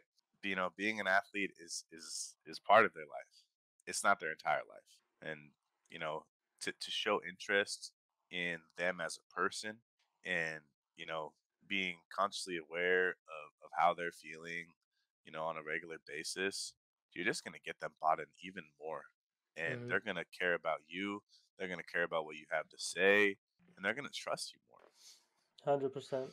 Like, it is that. It's like you're not, it's just being a human. I like to just say you're just trying to be a human. And like what you do, and you've said this before, is like if you're a jerk to to your assistant coaches, they're going to be a jerk to their Hmm. interns. Interns are going to be jerk to athletes, and it's just that vicious cycle that you're going to go through. And then the culture suffers, and then you're losing games. That gets worse. You get more pissed. Assistant coaches get more pissed. Interns get more pissed. Hmm. Athletes get more pissed, and then it just continues. Yep. And then people get fired. So, That's another important thing. It's not so much here because there's not that much at stake. Like, obviously, like, you want to do well, yeah. but like across there with D1, it's like if you have a sucky season, See you you're later. going. It's win now. It's a win now mentality, and a lot of that like, it starts again from the top down. It all trickles down. You could be a great head coach, but if you don't foster the culture through your assistants and through your strength staff or your even your athletic training staff, Mm, it's not going to work. it's again not seeing everyone as like different steps. It's Yeah. everyone. You're only as strong as your weakest link. Yep, exactly. That's something that Coach Cook. Shout out to Zach, man. I got a lot of respect for that guy. He instilled in me right away. He Mm, was like on the interview or on the call where he told me that I would be accepted into the internship. He's like, I'm really excited to have you out here. This is meant to be a mutually beneficial mm, relationship for us. You're gonna benefit us, and we're gonna benefit you. Like you get to put that purple W on your resume, and hopefully, you get something out of this career wise. And you know, putting that purple W on the resume was awesome. and it looks great. When I print it out, I look at it, I'm like, hell yeah, like that looks killer.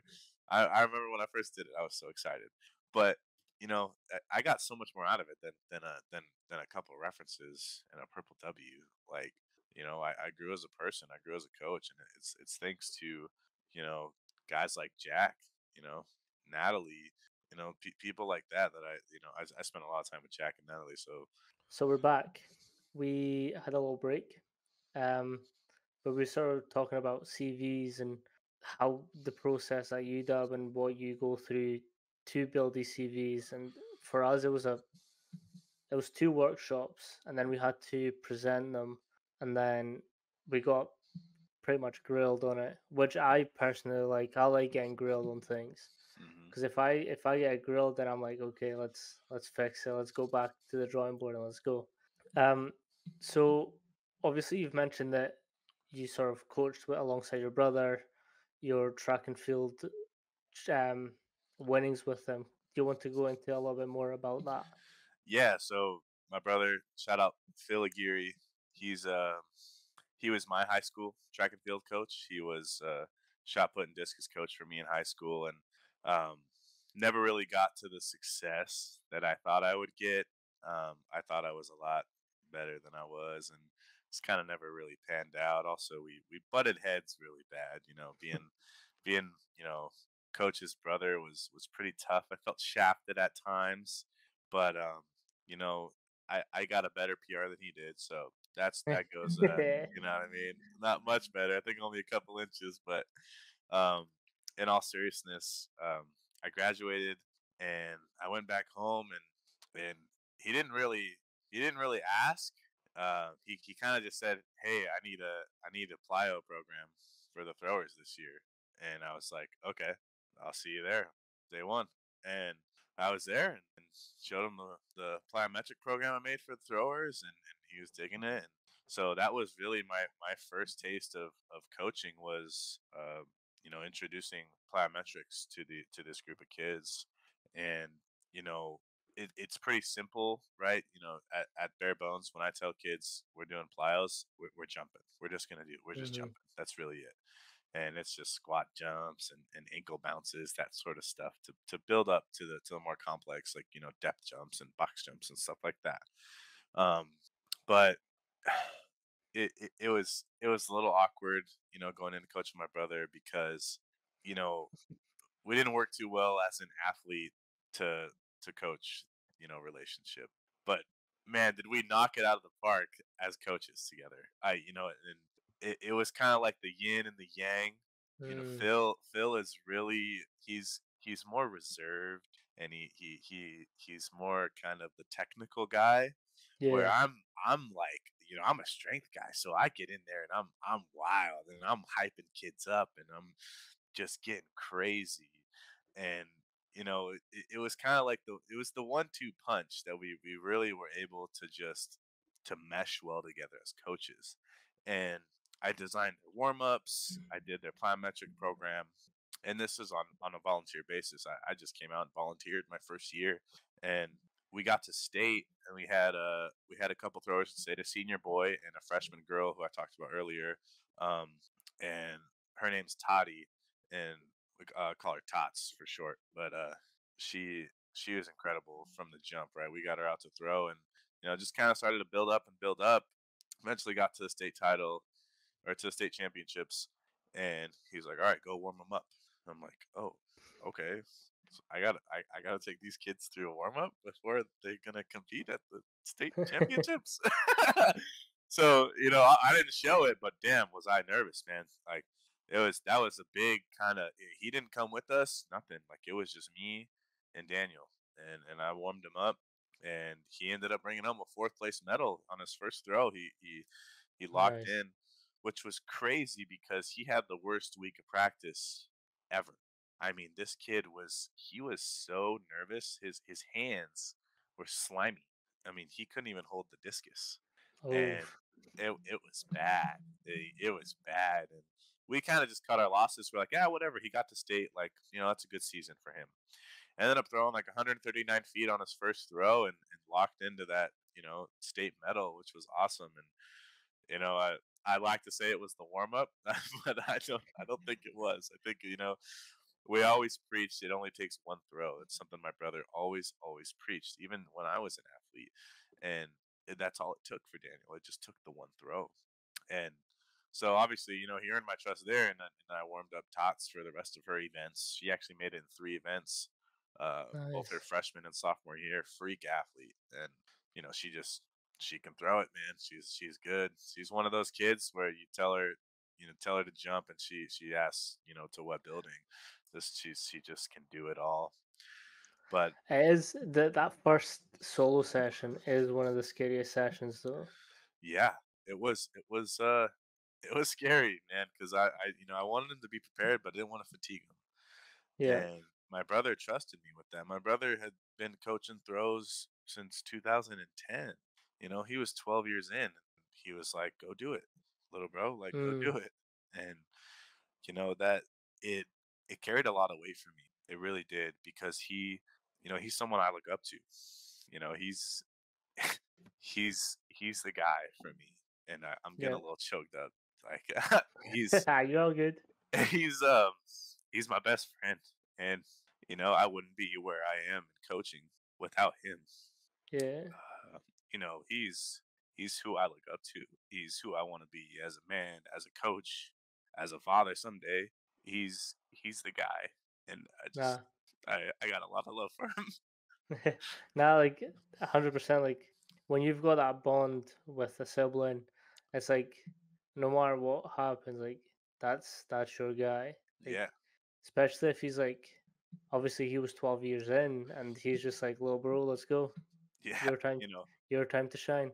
yeah, and it was nerve wracking, like I said, but it showed me that he believed in me.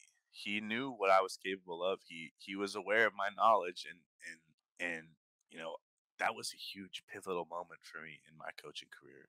I was 10 weeks into coaching at that point, and my only experience before that was a personal trainer's assistant. Like that's two totally different realms of exercise and fitness, if you will.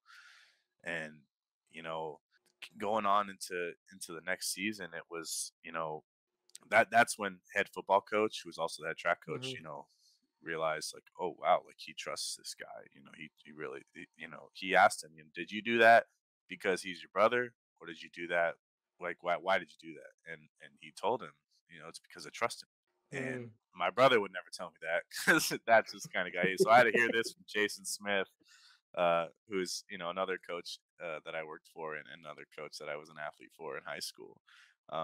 It's big love to Jason as well. Um, I had to hear that from somebody else because Phil would never say anything like that to me. But Yeah. um, you know, next season comes around, and Smith offers me a paid position, and I was taken back. Like, wow, like that's awesome. It wasn't about the paycheck for me at Yeah. all, and but just it was more of the gesture of it, right? Like, holy cow, like I'm getting paid to coach now. This is awesome. Like this is great. And so obviously, I took it up a notch going into my second season as a coach, and especially now paid. You're the low man on totem pole. You gotta, I'm doing what Big Bro tells me to do. Yep. So for the most part, I was coaching the newer kids in the shot put, and really just kind of like cracking down on the nonsense, right, and making sure kids are staying, on track, and not just fooling around, because track gets a little foolish. If you've ever been around track and field, you know how it can get. And um, you know, he was just a great mentor for me, as not only as a coach but as a big brother. Um, we went into the state championships. Obviously, we wanted to win it, and he told me this past year, because he lost the state title with the previous athlete, and they only lost in the discus by a few inches. And he told me, he's like, I will never let that happen again. Mm. And I primarily coached the shot put, which is where we were trying to get the title. And so that's where I felt like I let him down. That's where I felt like I let my athlete down, because I couldn't. I did something wrong. I couldn't coach her through a tough time, and I didn't work through the problems with my brother enough. Mm. So that's, now I just lost my first title and he just lost his second because, in my opinion, I wasn't a good enough coach. Now, granted, that's probably not true, but that's how it felt. Yep. So I remember just being there, being an emotional wreck, and he's like, "It's okay, it's okay," and I'm like, "It's not, man." I mean, that was one of the worst days of my life. It was So detrimental. how do you deal with that? I talked about it. I talked about it with multiple people. I talked about how I felt, and to my parents, they were like, "Hey, how'd it go?" And I just broke down. I was like, "We lost, like this, we lost." And my mom, she's constantly trying to see the light in the situation. She's like, "She didn't lose. You didn't lose. Like, you got a fourth place medal. Yada yada yada." And I'm like, "We didn't want fourth. Nobody wants to bring home a fourth place medal, dude. We wanted the chip, and you know it, it was tough, obviously, but like, I just talked to them for a while, and then me and my brother had a lot of conversations about it, and Mm. I talked to Jason Smith. We talked about it, and then we talked to Tots about it. How it was going to affect her, because at the end of the day, it's about her. It's not about Mhm. us. Like, we'd love to be state championship coaches, but it's not about us. Uh, we're trying to take kids to places we could never be. At the end of the day, that's what coaches do. Um, and you know, I mean, I wouldn't say I'm over it. I don't think I'll ever forget it or be totally over it. To be honest with you, man. I mean, that was rough. But just talking to each other about it. Yeah. What did we do wrong? What did we do right? Is there something else we need to incorporate for those types of situations? And the biggest thing we got from it was, we need more big time meets. We need Mm. more meets where she's not a shark swimming around eating up all the fish. She needs to get ate up, earlier on in the season, so that when she gets to those tippy top meets, it ain't no thing. You know, been there, done that. Like, I've seen girls throw 40 feet, whatever. I'm gonna do it Mhm. too. And just that sort of, the reason why football teams schedule harder opponents, so that they can play better in league play, so that they have more competition when it comes to conference championships and getting to national titles. It's the same thing behind that concept, right? You have to compete against the best so that you can beat the best. Yes. You can't be the best swimming around with little fish. Yeah, exactly. I think that sort of relationship and meetings with coaches is really crucial too. So like everyone's on the same page, everyone's singing off the same hymn sheet, everyone's sort of, and I really do like. Coach Mark does this a lot too, and he's like he constantly has meetings with the interns, he has meetings with the coaches, he has meetings with the head coaches, and everyone's just sort of singing off that same hymn sheet. Exactly. Because especially in that setting, right? You have to be on the same page with everybody, and that's kind of where the track staff at Toppins High School was kind of wishy washy, because we felt like there was coaches holding this standard, and then there was coaches holding this standard, and it's like, oh, well, the jumpers can do this, or well, the sprinters can do this, and it's like, nah, that's not sliding at the throws pit. Mm, Like, no way that's sliding over here. And you got to hold the standard throughout the entire program, not just individual events, whether it's a team sport or not. 100%. 100%. So what is one piece of advice that you would give new coaches coming up? One piece of advice, I thought about this one for a little while, and I was gonna write some spectacular answer to this, but honestly, it's so simple that it's gonna sound almost dumb. My mother always says this: there's no such thing as a stupid question. Mm, Oftentimes, especially in strength, ego plays a big role, and we don't want to ask this question because maybe we should know it, or maybe everybody else knows it, and we're going to sound dumb for asking it. Well, I'd rather look dumb right hmm now asking that question than to look like an absolute idiot in 2 weeks when I'm trying to teach something to an athlete, or I'm trying to whatever it is, and I can't do it because I didn't ask. mm. So I'm not going to be made a fool for not asking a question that I thought was dumb. So huge shout out to my mom on that. I know she'll love that. There's no Hundred such thing percent, as a dumb question. 100%. And like my time at UW, that's what I did.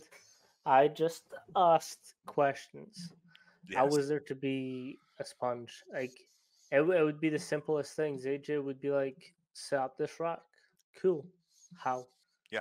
Set up this way. Why? Why do we do it this way? I think it's there was one thing in particular that coach was like, that's well picked up on, and this is why. So we were doing. So obviously, Coach Mac has his set warm up for everyone. You get in line. I think it's 25 or Yeah. 15. 10 or 15 Yeah, for a stretch or for. the first run through. Oh yeah. Yeah, so he has that. It's the same thing every single day. Mhm. There's one day that switched, and I was like, hold on, AJ, why did it switch? And he was like, well picked up on. It's because we're doing COD today. And I was like, got Oh. you. So I think it was, instead of just running linear, we did like karaoke's, we did like some horizontal stuff. And I picked up on that and I was like, AJ, why? And he was like, COD, got you. Coach Tony as well. There was a couple sessions where he stopped me, like I was always running about like fixing things or putting things back in place or setting up for the next session. He stopped me. I was like, "What's your question today?" And I was like, I was kind of taken back because it was like, "Is it that obvious to ask questions every single day?" Um, and I was like, we were doing dead bugs overhead, rack dead bugs.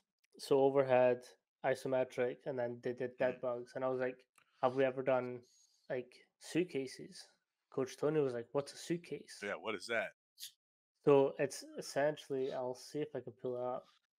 So it's essentially a bilateral dead bug.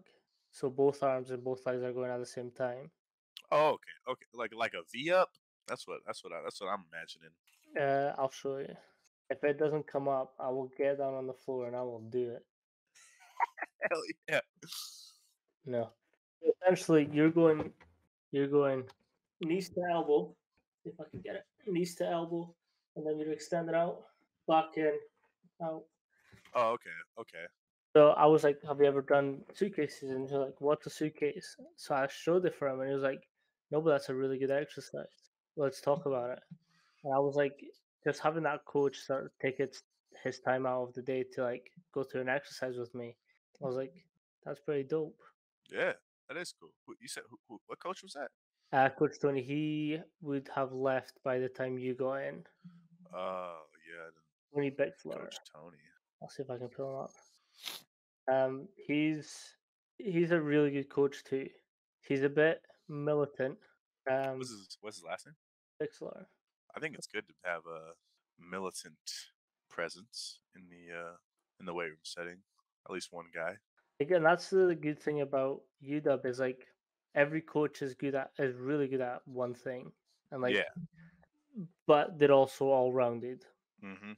So like obviously AJ Meathead, he's just any exercise progression, anything that you can think of, he knows. His programs are so detailed as well. He's so quick with it too. Mm, It's crazy because you could tell AJ something and he's like, boom, here's a progression of that. Boom, here's a regression of that. It's like, I didn't have my notebook out. Like, rewind that. Let's talk about that again. But he's so fast. He's on to the next thing. He's 4 racks down already. hmm. And that's the thing that I was going to say as well. Is like Coach AJ, sort like okay, so what I chopped down an intern position to be is like you kind of have to read their minds. They're not going to be able to give you all the detail that you need because it's just not time efficient. Mm, So you kind of have to read that next step and ask effective questions to get that next step. yeah. So I think for me, I was like, anytime that AJ explained something and got us off to do our tasks, I would stop and be like, okay, we're doing a Z press. Are we doing it on the floor in the rack or are we doing the Z press outside the rack? And he was like, okay, cool, inside the rack. it makes more sense because the next exercise is on the dub. Yep. So for me, I was just like, I'll take my time to task a stupid question, but that's actually going to better flow the session. Yeah. And like I said, it's much better to think you sound dumb right now Mm, than to look like an idiot later on. Always, always, always. Because and then potentially, especially in our field, you could potentially be injuring someone. You could hurt somebody. yep, And at that level, who would say it? Zach Cook would always say it. He's like, at this level, if somebody gets injured in the weight room, it's on ESPN. yep. Everybody's getting fired. Like that's it. They're clearing out the whole room. You can't have that.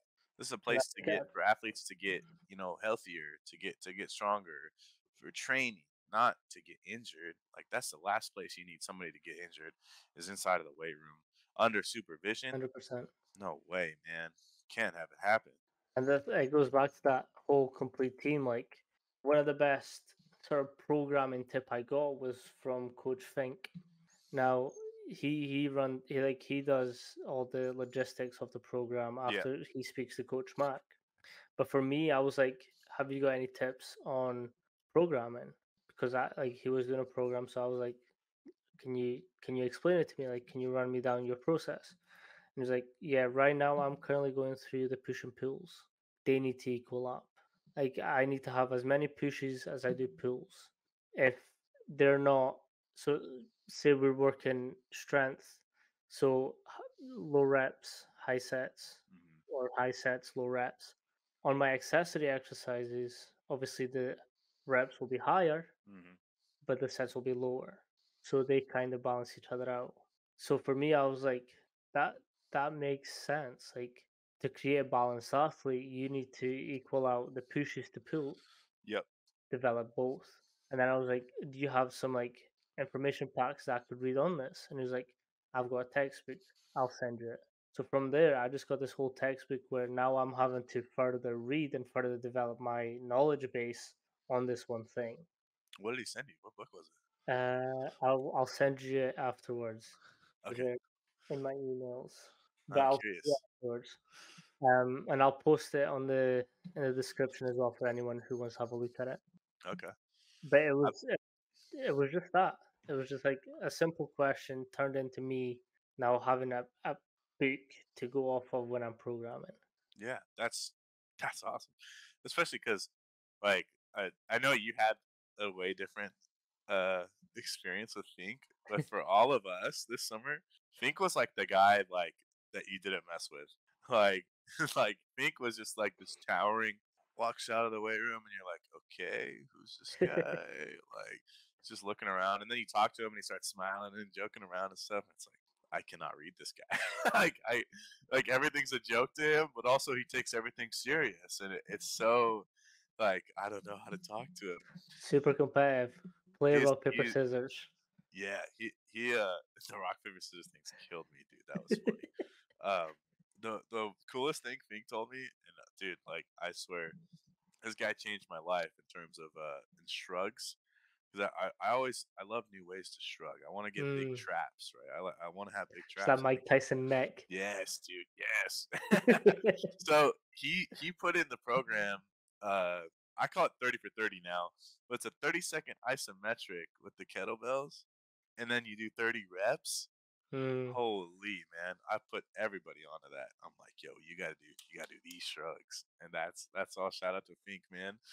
But I Yeah, remember like doing that. I was like, you're an evil genius for this. This is like diabolical. his programming is next level. That's like He's because he like gets very creative.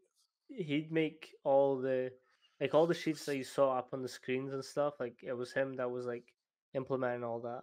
So for him, I was just like, I have to pick his brain on it. Like I have to, like, and then from that, it was the same as AJ. Like I asked him his process, and like there was one meeting that we had with AJ, and he was like, I've got pen drive full of textbooks and books for sort of developing you as a coach. Come at the end, and I'll give you them. Really. So like as soon as I got home, I got my pen drive. The next day, I was like, AJ, here's my pen drive. Load it up. load it up. I think it took like 2 hours, Oh wow, legit 2 hours to like. I had to have a beefy pen drive. that's So awesome. like I got that. Like I've it's on my computer. Like anytime I have a question, I go to these textbooks and I just like read. Like where can I get this information from? That is really cool. That's awesome. I know uh, Cook kind of did the same thing with us. He was our coordinator. Was Coach Cook, Hmm. and he put us on like a really cool spreadsheet that he has for like just basic programming and like this checklist that he just goes down each and every little block and Mm. is checking all the bases as he implements and like puts in an exercise to his program. And I don't know where the heck I started at, probably on my laptop, but man, it's great. Like I reference it often. Like I'm looking at it, and I do it now, not to scrutinize when because Hmm. obviously like I'm not building the programs currently for my athletes. I'm working under coaches, right, and eventually like I'm gonna take over.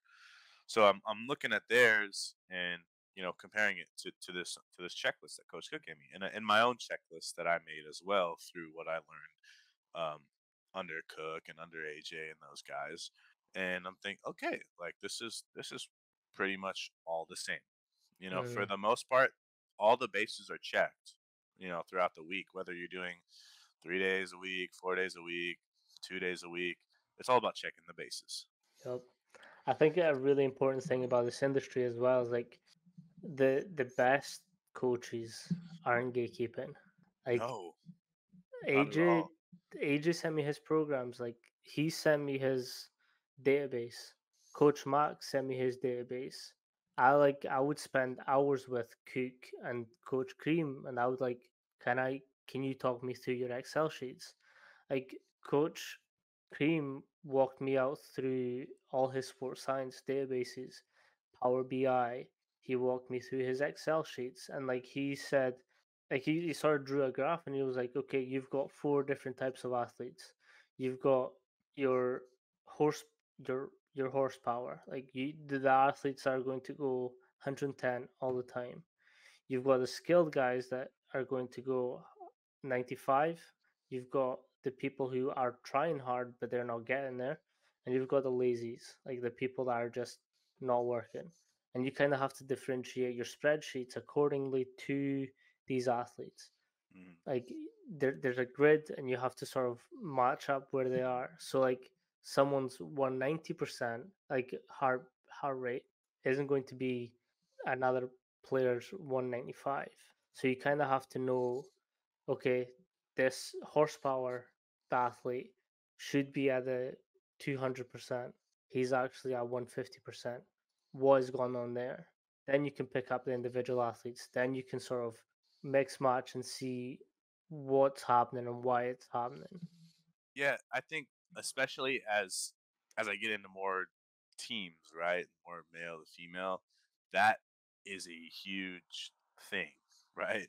Not only do you have to dictate through male and female, like who's a horsepower, who's a lazy, who's the skill guy, right? You have to find those athletes and be able to adapt to your coaching and hopefully you don't have to adapt your program as much. Like I said, the 90% rule, right? You want to, if 90% of my guy, if 90% of my team is horsepower athletes, then this program's gonna go crazy. Mm, But if 90% of them are lazies, then we got to do something that's going to benefit all of them. Not just the 100%. 10% who are gonna go insanely hard. 100%. And like my Excel skills developed so much from that, from my time with Coach Cook, um, Cream. They were like, "This is what I watched. This is how I learned it. Go." And like I would get back to them and be like, "Okay, I've had a look at some stuff. Challenge me. Like, can you create a challenge for me to do to come back tomorrow, and I'll show you how I did. Then you can pick it apart." That is that's something that I really wish I did. I sometimes I think I didn't take full advantage because of the things that you tell me you did, and that Jack started doing towards the end. I'm like, damn, like, am I getting everything out of this?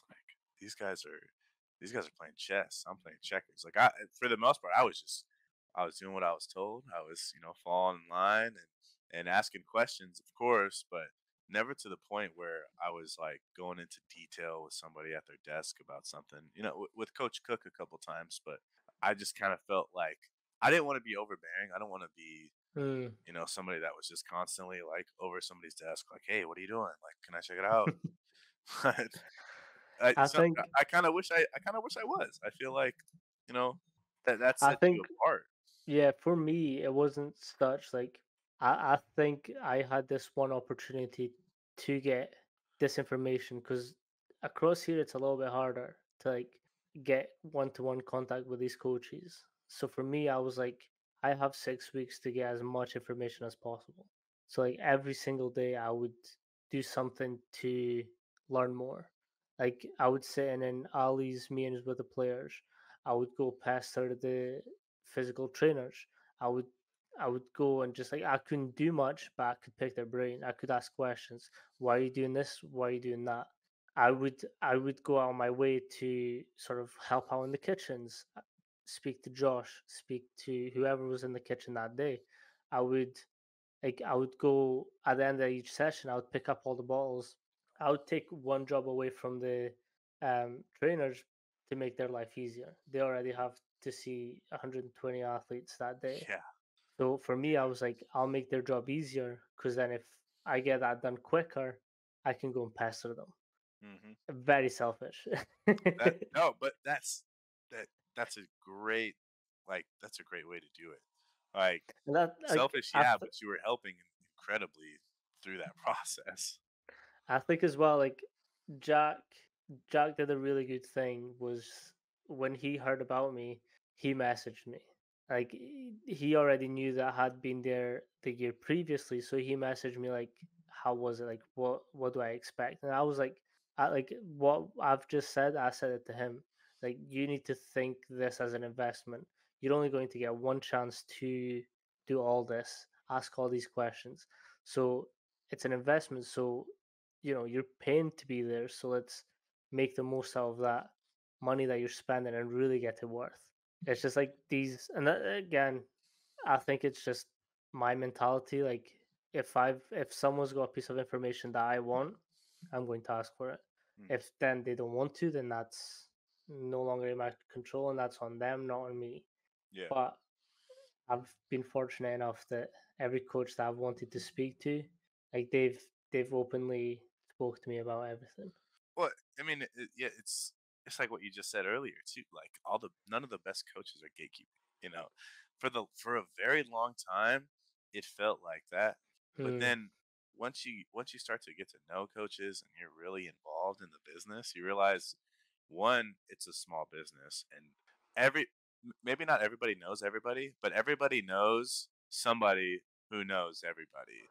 You know, mm, like th- it's intertwined in one way or another. Kind of like how when I posted on my Instagram that I was at North Dakota State, Ali, the nutritionist, was like, "Hey, that's where I volunteered." I worked under Jim Kramer, who's the football guy here, and it's like, oh, nice. dude, like that's so cool. Like it's so small and intertwined, even through athletic training and nutrition. Like it all ties together, and it's so cool because I have a feeling like we're all going to end up working together again at some point, right? Whether it's an intern that I interned with or a coach that I worked for, the likelihood of ending up somewhere again together is pretty high. And you got to make sure you didn't leave a sour taste in that guy's mouth or that Exactly. girl's mouth, because if you did, you're not gonna have a good time. 100%. It's also not burning these bridges. Yeah, Like keeping constant contact. Obviously, you don't have to speak every single day, but like just be like, "Hey, what's up? I like that." Like I messaged. I can't remember who it was, but I constantly message people if I see something on their story. I'm like, "Hey, that's awesome. Hey, this is great. Tell me more." yeah. I think that it's so much easier now too with social media, Mm, right? It used to be, you'd have to, call or text and, have to almost start a forced conversation just to keep in touch with somebody. But now you can just slide up on their story, like, hey, nice job, go dogs. And Hmm. you just have that constant relationship with somebody that you worked with, and when the time comes, hey, I applied for this job. Is it okay if I put you as a reference? And 9 times out of 10 they're gonna say yeah. No, 100%. We're 2 hours and a half deep. Oh my gosh, it is almost 5 p.m. um, Is this this typically was how long amazing. they go? Sorry, Is this typically how long they go? I can't hear you. Sorry. Is this like how long the other ones were? They were like an hour. Oh no, the other ones were like an hour, hour and a half. So you hold the record. You do hold Nice. the record. Let's go. No, this has been amazing, and obviously, like, a pleasure to talk to you. We've spoke before, and it kind of ended up the same. We spoke for hours. Yeah, Um, do you want to sort of plug your Instagrams, everything that you've got going on, and your brother stuff? I like it. See if my brother's on X. I don't think he has coaching stuff on his Instagram, but his Instagram's kind of, I don't want to put his Instagram up there. But he does have a coaching Twitter I'd like to throw up there just to show him Yeah, some love. If I can pull that up. I think it's Coach Phil Aguirre on X. Should have had this ready to go. Sorry. that's all good. Yep, that's him right there. Shoot him a follow So too. He's a cool guy. this lady is jacked. Yeah, that's Chase Ely. She's a world champion in the shot put. She's awesome. She's a crazy athlete. She was actually a 100-meter sprinter when she was in high school. Pretty Oh cool. damn, Yeah, now she's a world champion shot putter. She's an athlete. that's it. That's what it's all about. Yeah, she's awesome. I love watching her. No, so this has been awesome. Thank you so much for taking 2 hours and a half out of your day. Yeah, dude, I love it. I would do it again. Episode 2 is always in there. Heck yeah, dude. We always have more to talk. Awesome. Awesome. Perfect. Thank you. All right, thank you, man. Appreciate you.